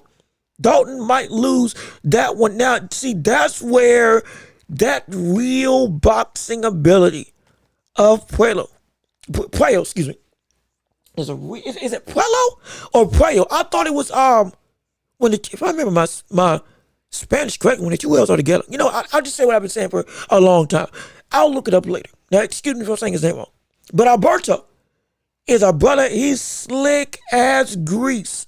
And he was able to handle himself mightily going up against Sabrina Matias in the last time that they fought against each other. Shoot, he's the one that beat Gary Antoine Russell, didn't he? If I remember correctly, he was the guy that beat Gary Antoine Russell. Or at least gave him one of the hardest fights of his career. One of the two took place.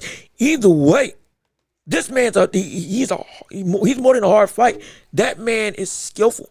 That's really skillful. And they're going to fight each other, which I'm excited to see. That's a great matchup of stylistic nature. Now we know Dalton Smith is the seemingly newfound boogeyman of 140.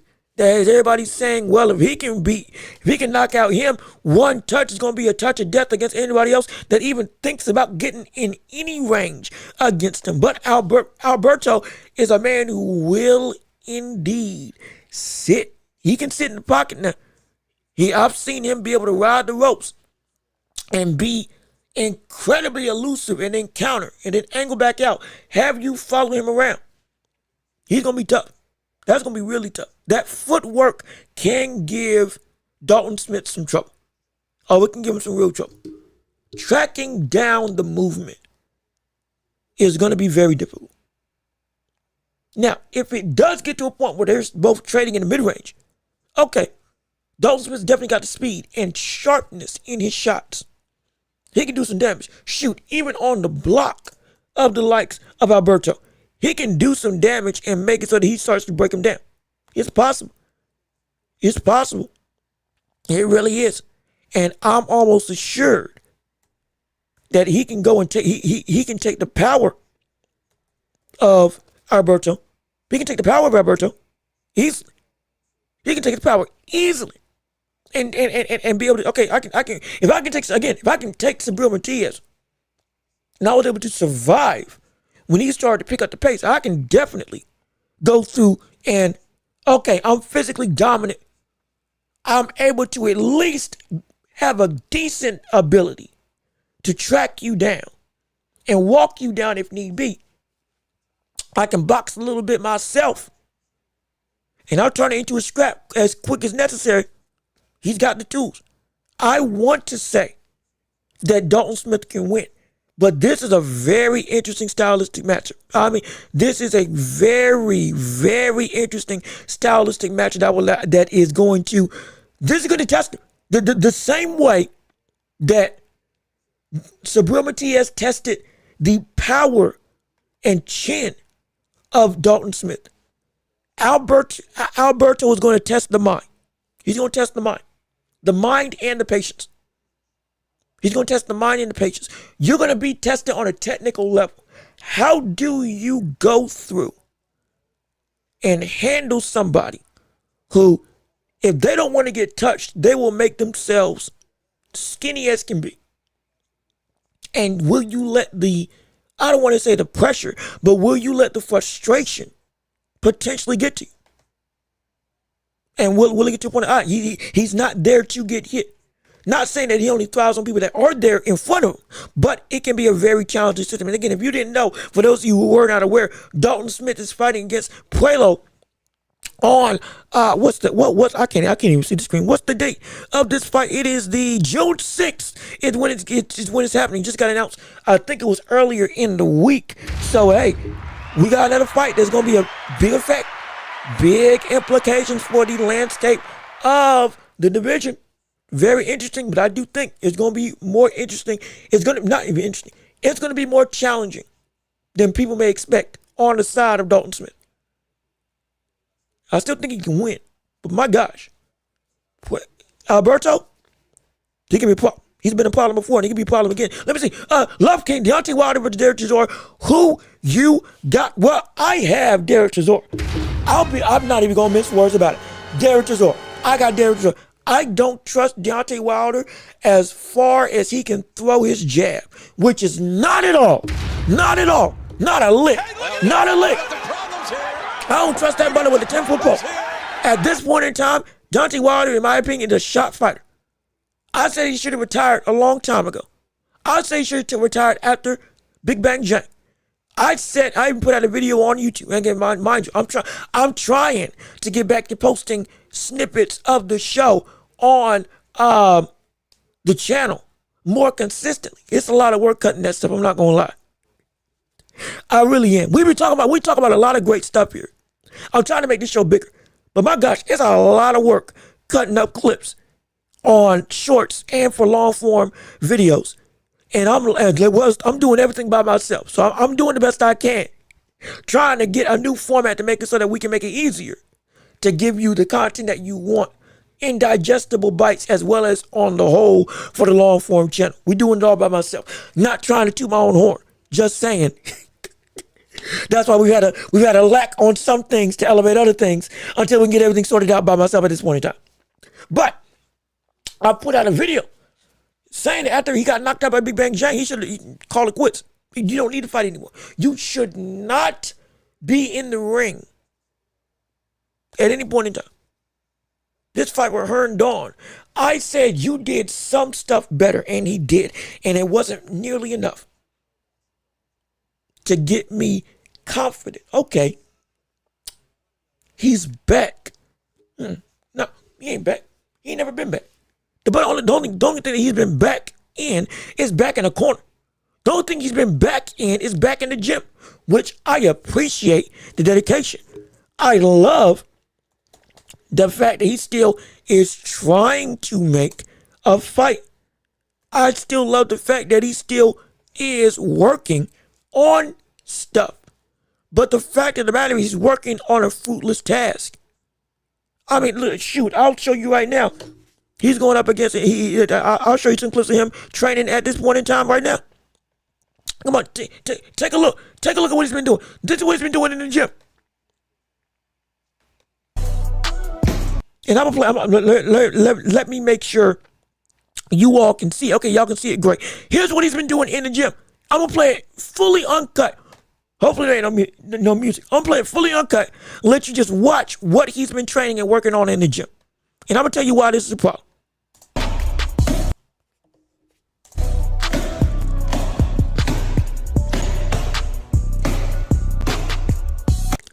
just realize that's copyrighted music. I can't play that. I'm gonna play my own music, and we're gonna let you watch still. So I'm not trying to get copyright stricken. I don't got the rights to play this, so I'm gonna go play. I'm gonna go play my own music, my own theme song music, and let y'all hear exactly what's going on.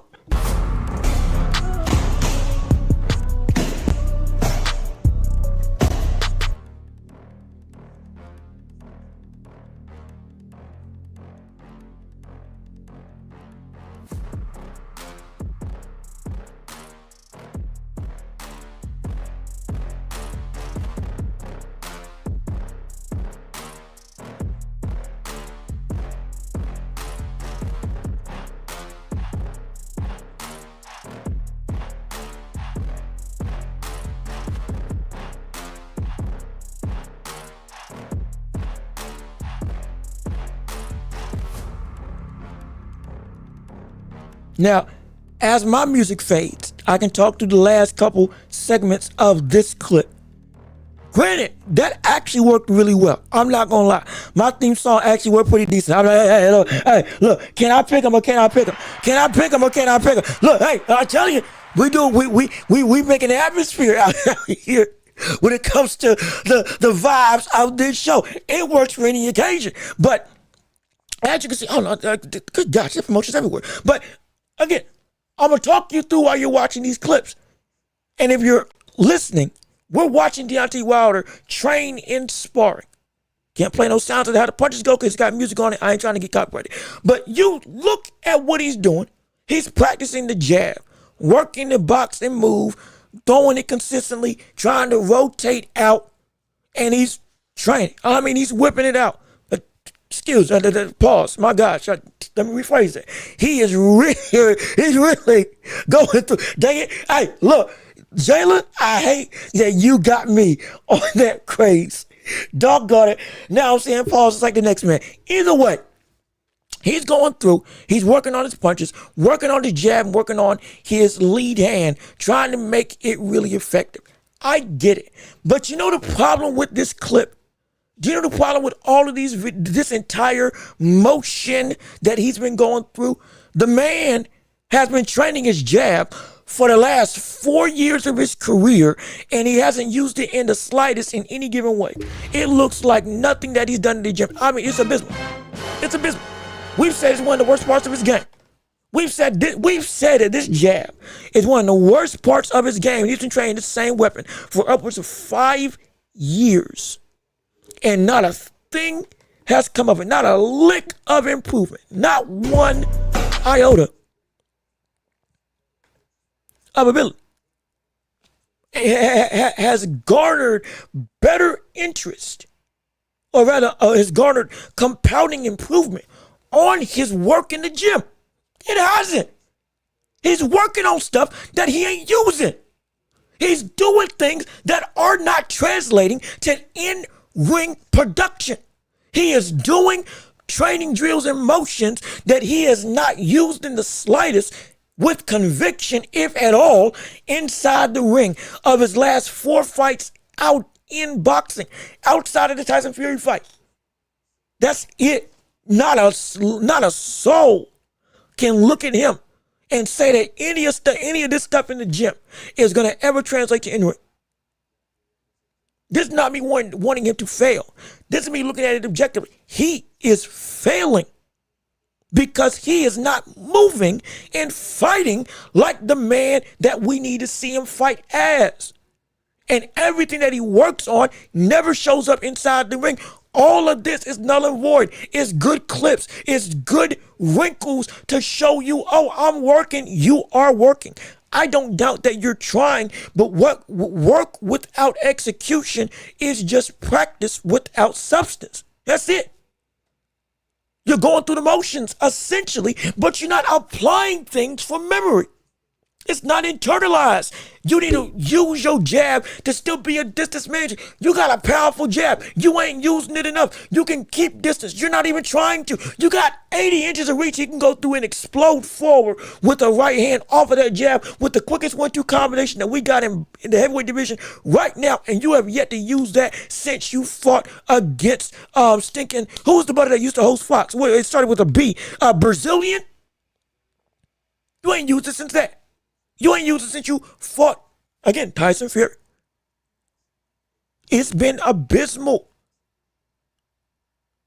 It's a bronze medalist that is still fighting like an amateur. And I'm using this type of concise rhetoric because this is what we have to say about him now.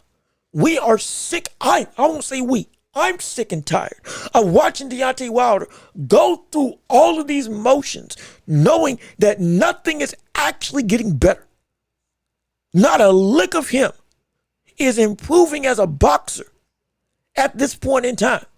Because it's been the same thing, the same drills, the same practices, and the same instilling of a new regime of style in his game, a new wrinkle to his game, a new skill set to his arsenal, a refinement of what was already there even. And it doesn't work a lick when he gets into the ring because he doesn't apply it at all. Now you're going to get somebody who he's at this point in time, the wild style of Deontay Wilder. Chisora is a better wild fighter than you. Chisora is a better wild fighter. Excuse me. Chisora is a better wild fighter than Deontay Wilder. And his wild style that was supposed to be the most dominant thing that we got in boxing right now. You're going to get beat at your own game.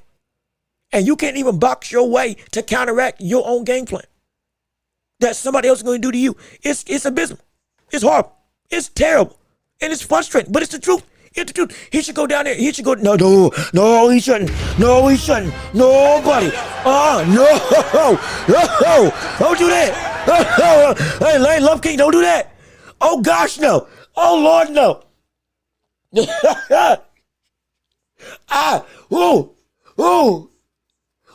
Shoot.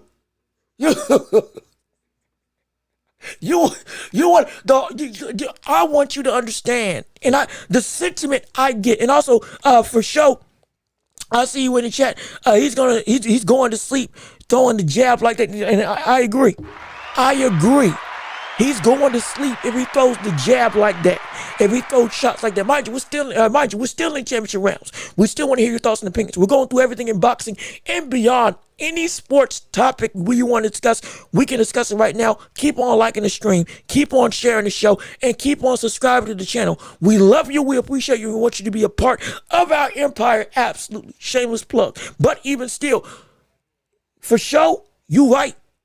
He going to sleep if he throws the jab. If he actually threw the jab like that, he could still get put out. But at least he would actually, it could be a legitimate weapon. My issue is, even when he's training in the gym for the jab, he doesn't use it with the way that he trains it. Because he doesn't use it relatively at all. Or it's lazy. It's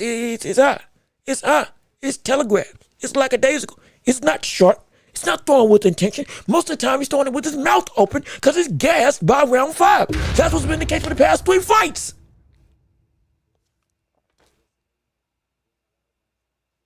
It's frustrating. And Love King, to your point, him going down in weight only spells more disaster, in my opinion. Why? Because he's been around his comfortable weight his entire career, 112 to 115. He can make he can make 200. He can. I'm not doubting that. What I am doubting is the fact that the biggest thing that has made him such a dominant fixture at the heavyweight landscape was the fact that he had the speed of a cruiserweight or even a light heavyweight. He was so athletically gifted and so fast with that reach and powerful. He didn't need to be technical. Nobody else could react in time to the speed at which he was closing the distance. Nobody else could match him athletically with the ability of just being able to instantaneously Boom, I'm on top of you, and I'm throwing this thing fast, and you can react to it. There's nothing you can do, and I can throw it from up. I can throw it from across the ring and get to you before you realize I'm here. Now at cruiserweight, that speed gets shrunk. You're not dealing with a bunch of blown up people that are 260, 270, can't move, they're too muscly, they're not limber, they're not elusive, they're flat-footed. You're not dealing with that. You're dealing with more people that can fight in the vein of what Tyson Fury does, with what Usyk does, built in the same capacity as them. You can still win. You can still knock them out, yes, because you're a heavyweight and you would still have that power regardless. But the issue is you would not be able to hide your deficiencies nearly as much because you would be matched. Not in power or in length, but in speed, which is your greatest weapon. Be real. The biggest thing about Deontay Wilder was the fact that he was able to out-blitz every opponent he's been on. He out-blitzed Tyson Fury, knocked him down 1, 2, 3, 4 times in their fights with each other. He blitzed Washington. He blitzed Brazilian.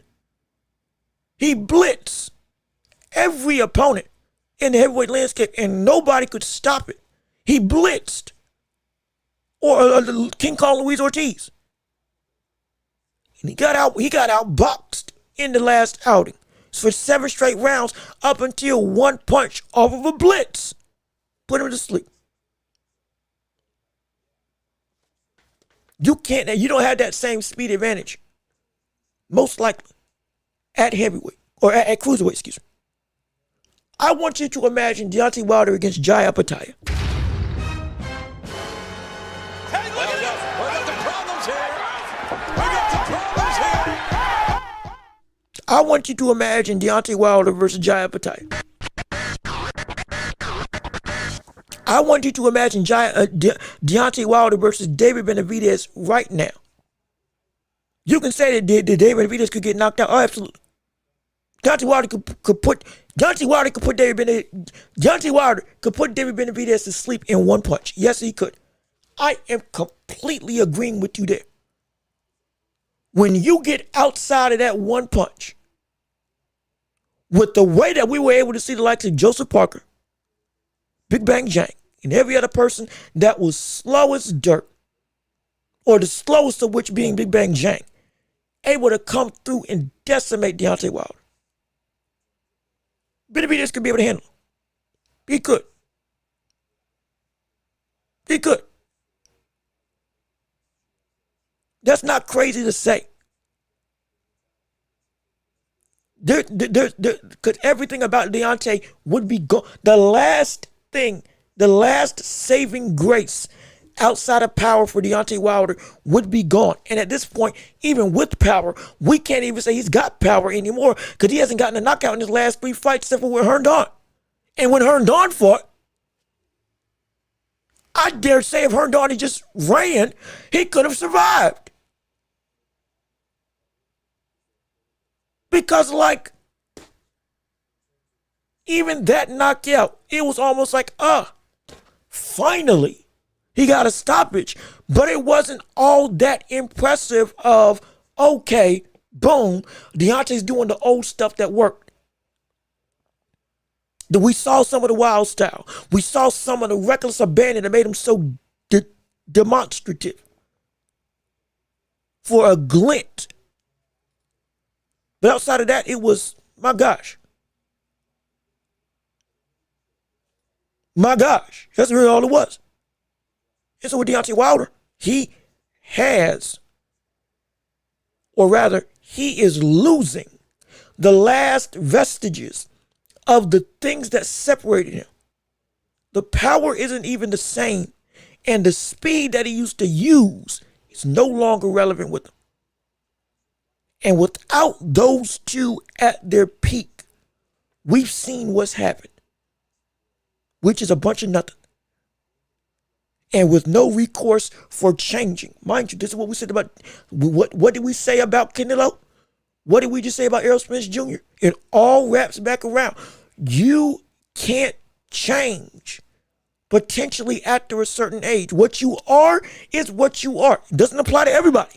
But if it applies to you, it's a dangerous sentiment if you keep on fighting and the stuff that worked don't work and you don't have the ability to shift into your new dynamic of framework in your body to still make stuff work. That's why we laud the likes of Michael Jordan. No, not Michael Jordan. Even though we laud Michael Jordan, that's why we laud the likes of LeBron right now, because the fact of the matter is he came into the NBA, mid-range shooter and a slasher. And that's what the moniker of, that's what he was for his entire career. Once he loses that athleticism, he won't be able to still be competitive. And now he's still putting up 25, 30 points a game, taking a third place role and still being one of the best players in the NBA. At 41 years old, 23 years in the league, with the most games played in NBA history, passing Robert Parrish. And still looking like he got 4 more years that he could play if he wanted to.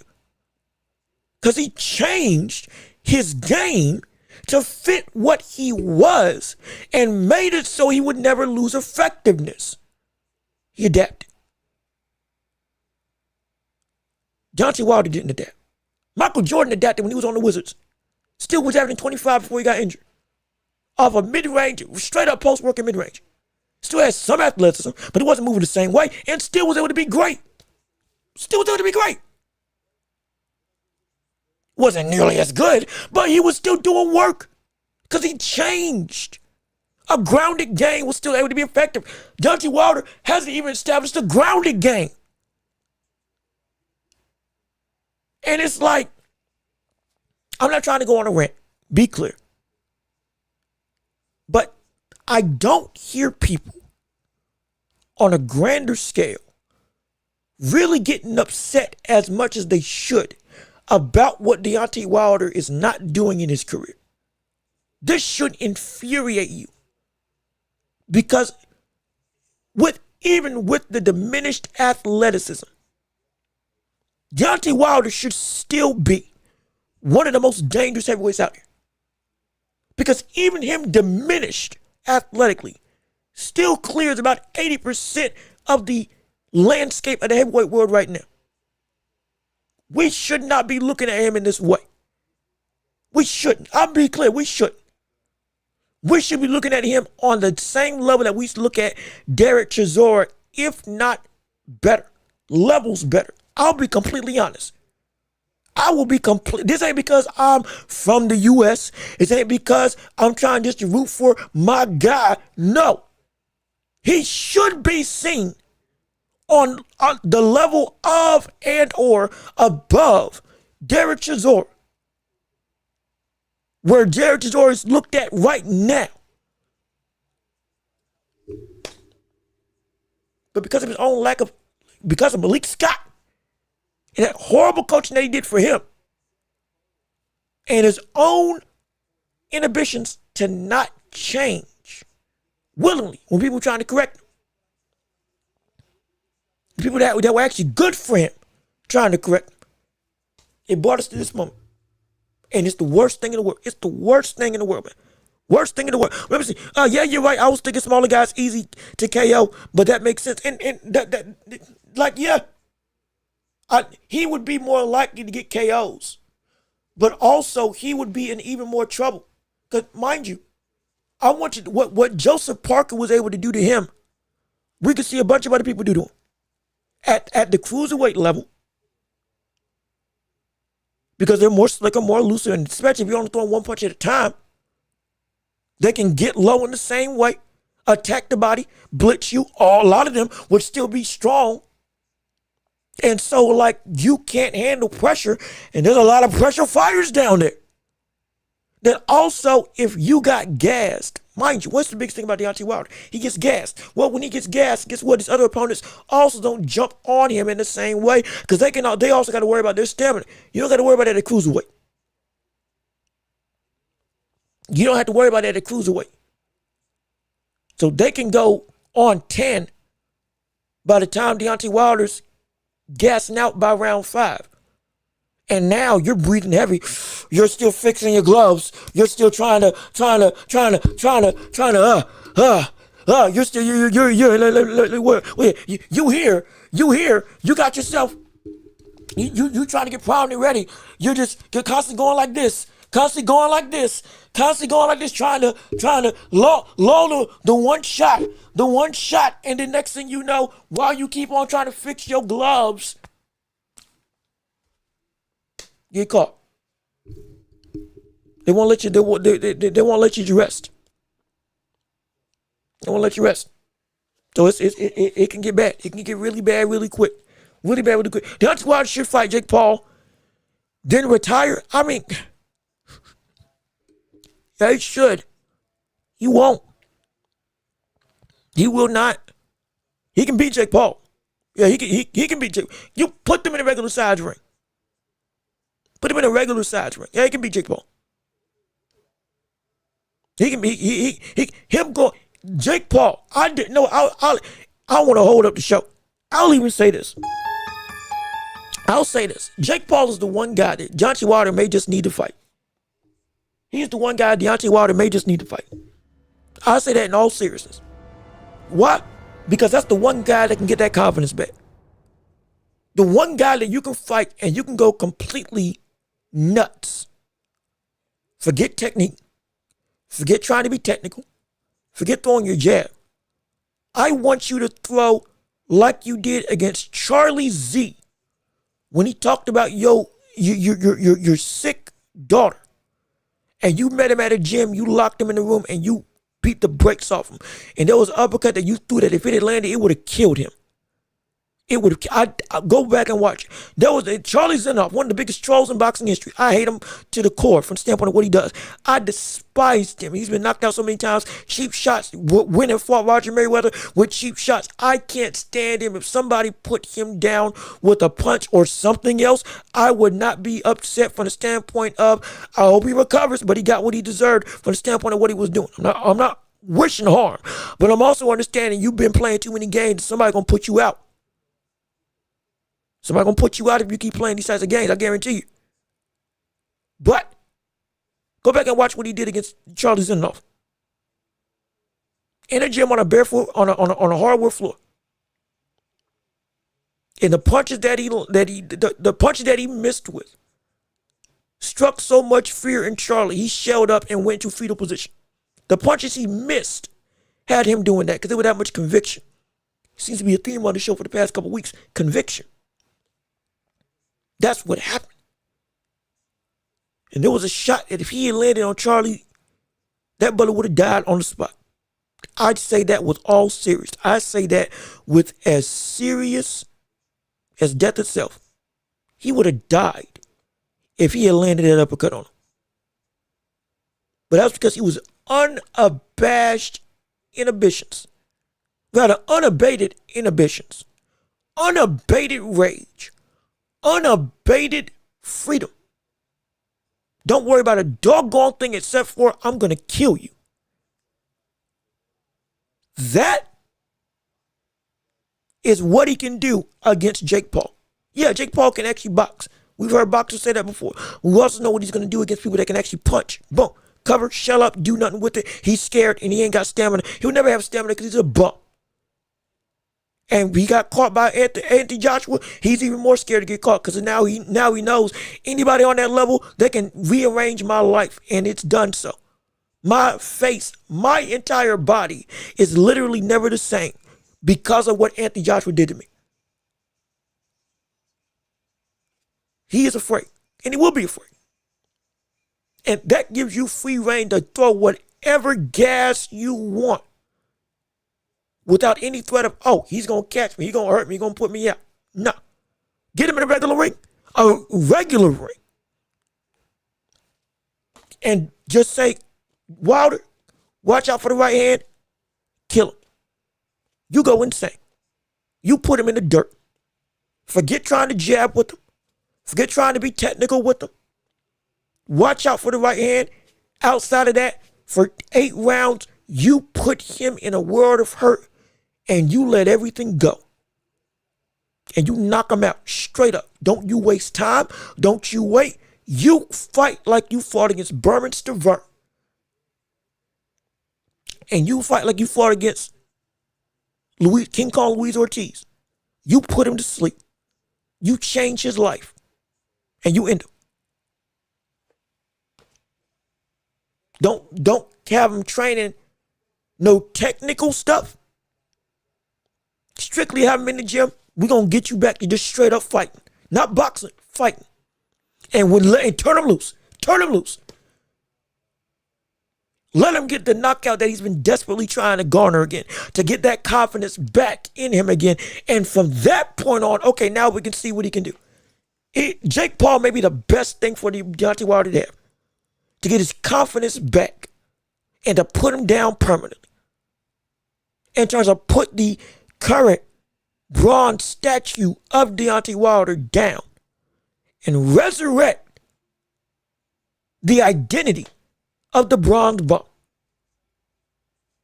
Because for some people, like we always say in basketball, sometimes you just need to see one shot go in.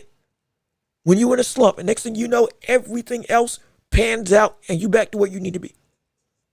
Wilder just needs one KO, a real KO, a knockout that feels, okay, I did it the way I normally do it. This is who I'm supposed to be. Get that back under his belt. I guarantee you, boy, now you got yourself the makings of a comeback that can actually sustain. I want to see that. I want to see that. I would love to see that. Absolutely. So it might be the best thing for him. It's still a risk, but it might be the best thing for him. No question about it. But crazy enough. Crazy enough, it might be the best thing for him. But still, is there anything else anybody wants to say in the realm of basketball, sports, NBA, NFL, boxing as a whole? We still are in the championship rounds. We're almost at 2 hours and 30 minutes. We still want to give you all time to say whatever you want to say. If you still want to support the channel, like I said, we got Cash App, PayPal, links down below in the description. Super chat, super gift, stickers, and the like. That if you can support the show, it would mean the world to me. We want to hear your thoughts and opinions on everything, your questions, your concerns, your conversations, your debates, all that stuff. We are going to save some stuff for Friday afternoon, because there's a whole host of things that we didn't even get to cover because we're having such great conversations. But we want to say that for Friday afternoon, because Lord knows probably more people are going to be free, more people are going to be available, even more topics of conversation, and even more fun to be had. Absolutely. And also we can keep it within the designated time points. We ain't going 3 to 4 hours too long. We don't want to overstay our welcome. Again, just trying to be courteous of the public at hand. But is there anything else you all want to say as we go into the last call for the World in the Championship rounds? Come on, let's get it started. Come on.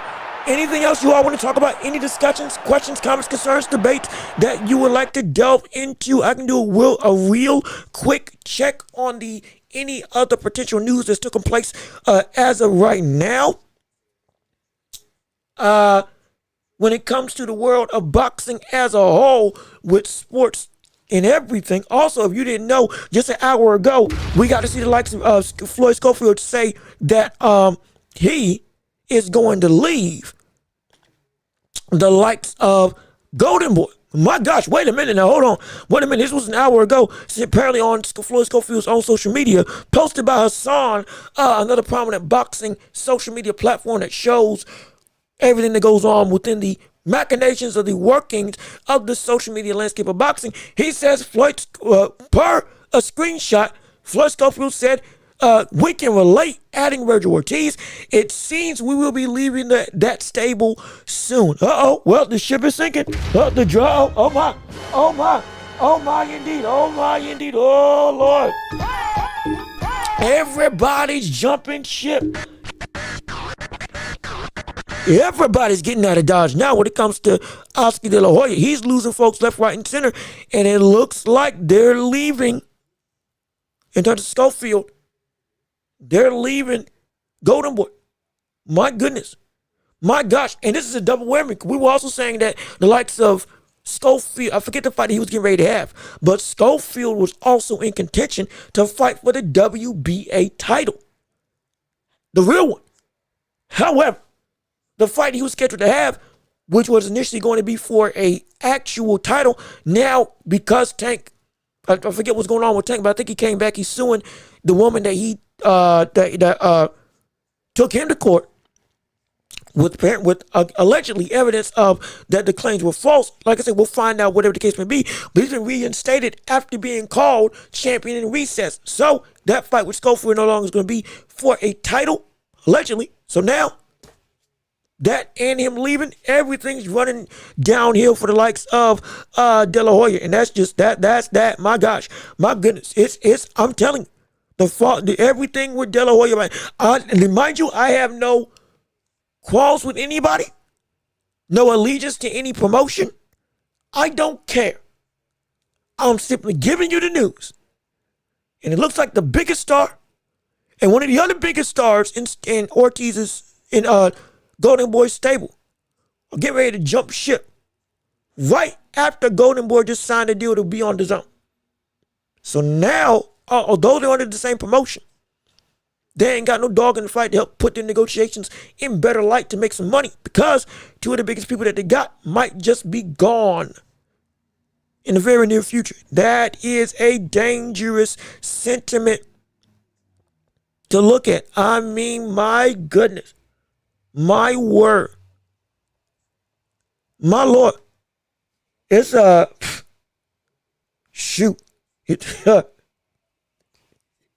insane. It's a really insane fall from grace. Also, one more thing. As we talked about with Deontay Wilder and the heavyweight landscape as a whole, with the Itauma and everybody else, with this clip of Anthony Joshua,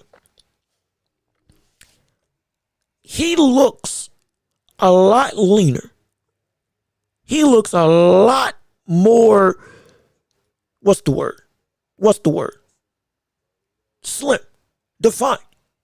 It's not toned, but it's he looks like what he looked like when he fought against Andy Ruiz. And I think because of the style that Usyk is trying to implement into him, it's going to be less about power and more about fluidity, which works phenomenally. However, there is a fear.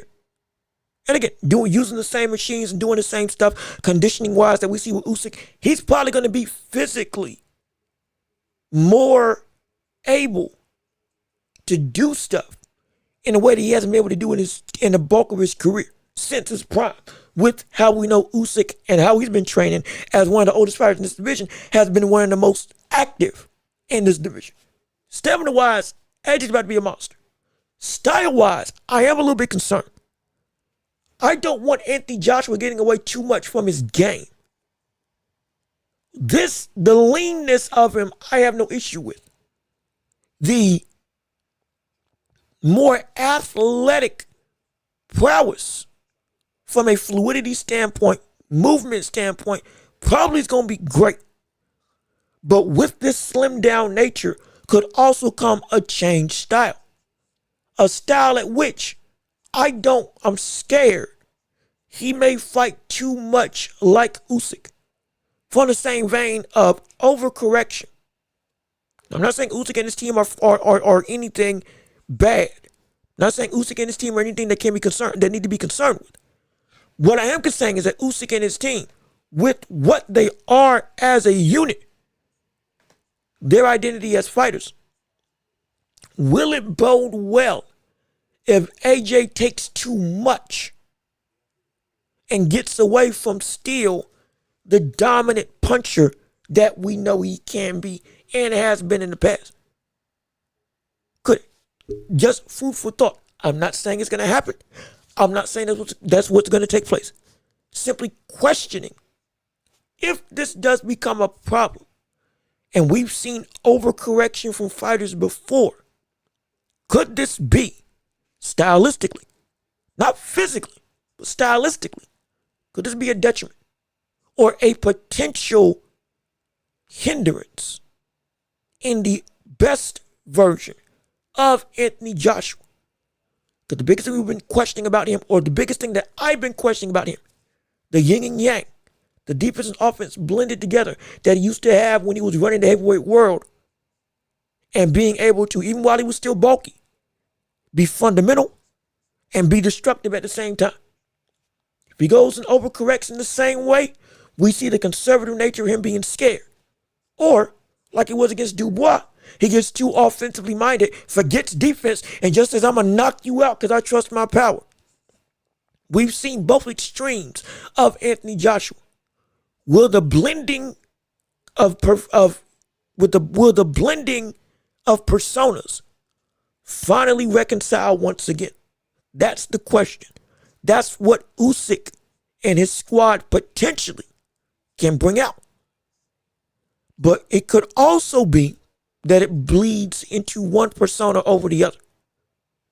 And that could be detrimental with what we've seen from AJ in the past. So this is food for thought. It's exciting to return. It's exciting the will that we've seen AJ shown.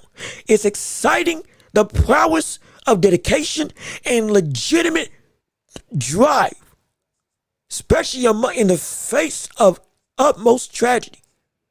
To not lose yourself in the sport, but to even throw yourself further in to make it so that you improve mentally and physically in the game that got you to where you are now.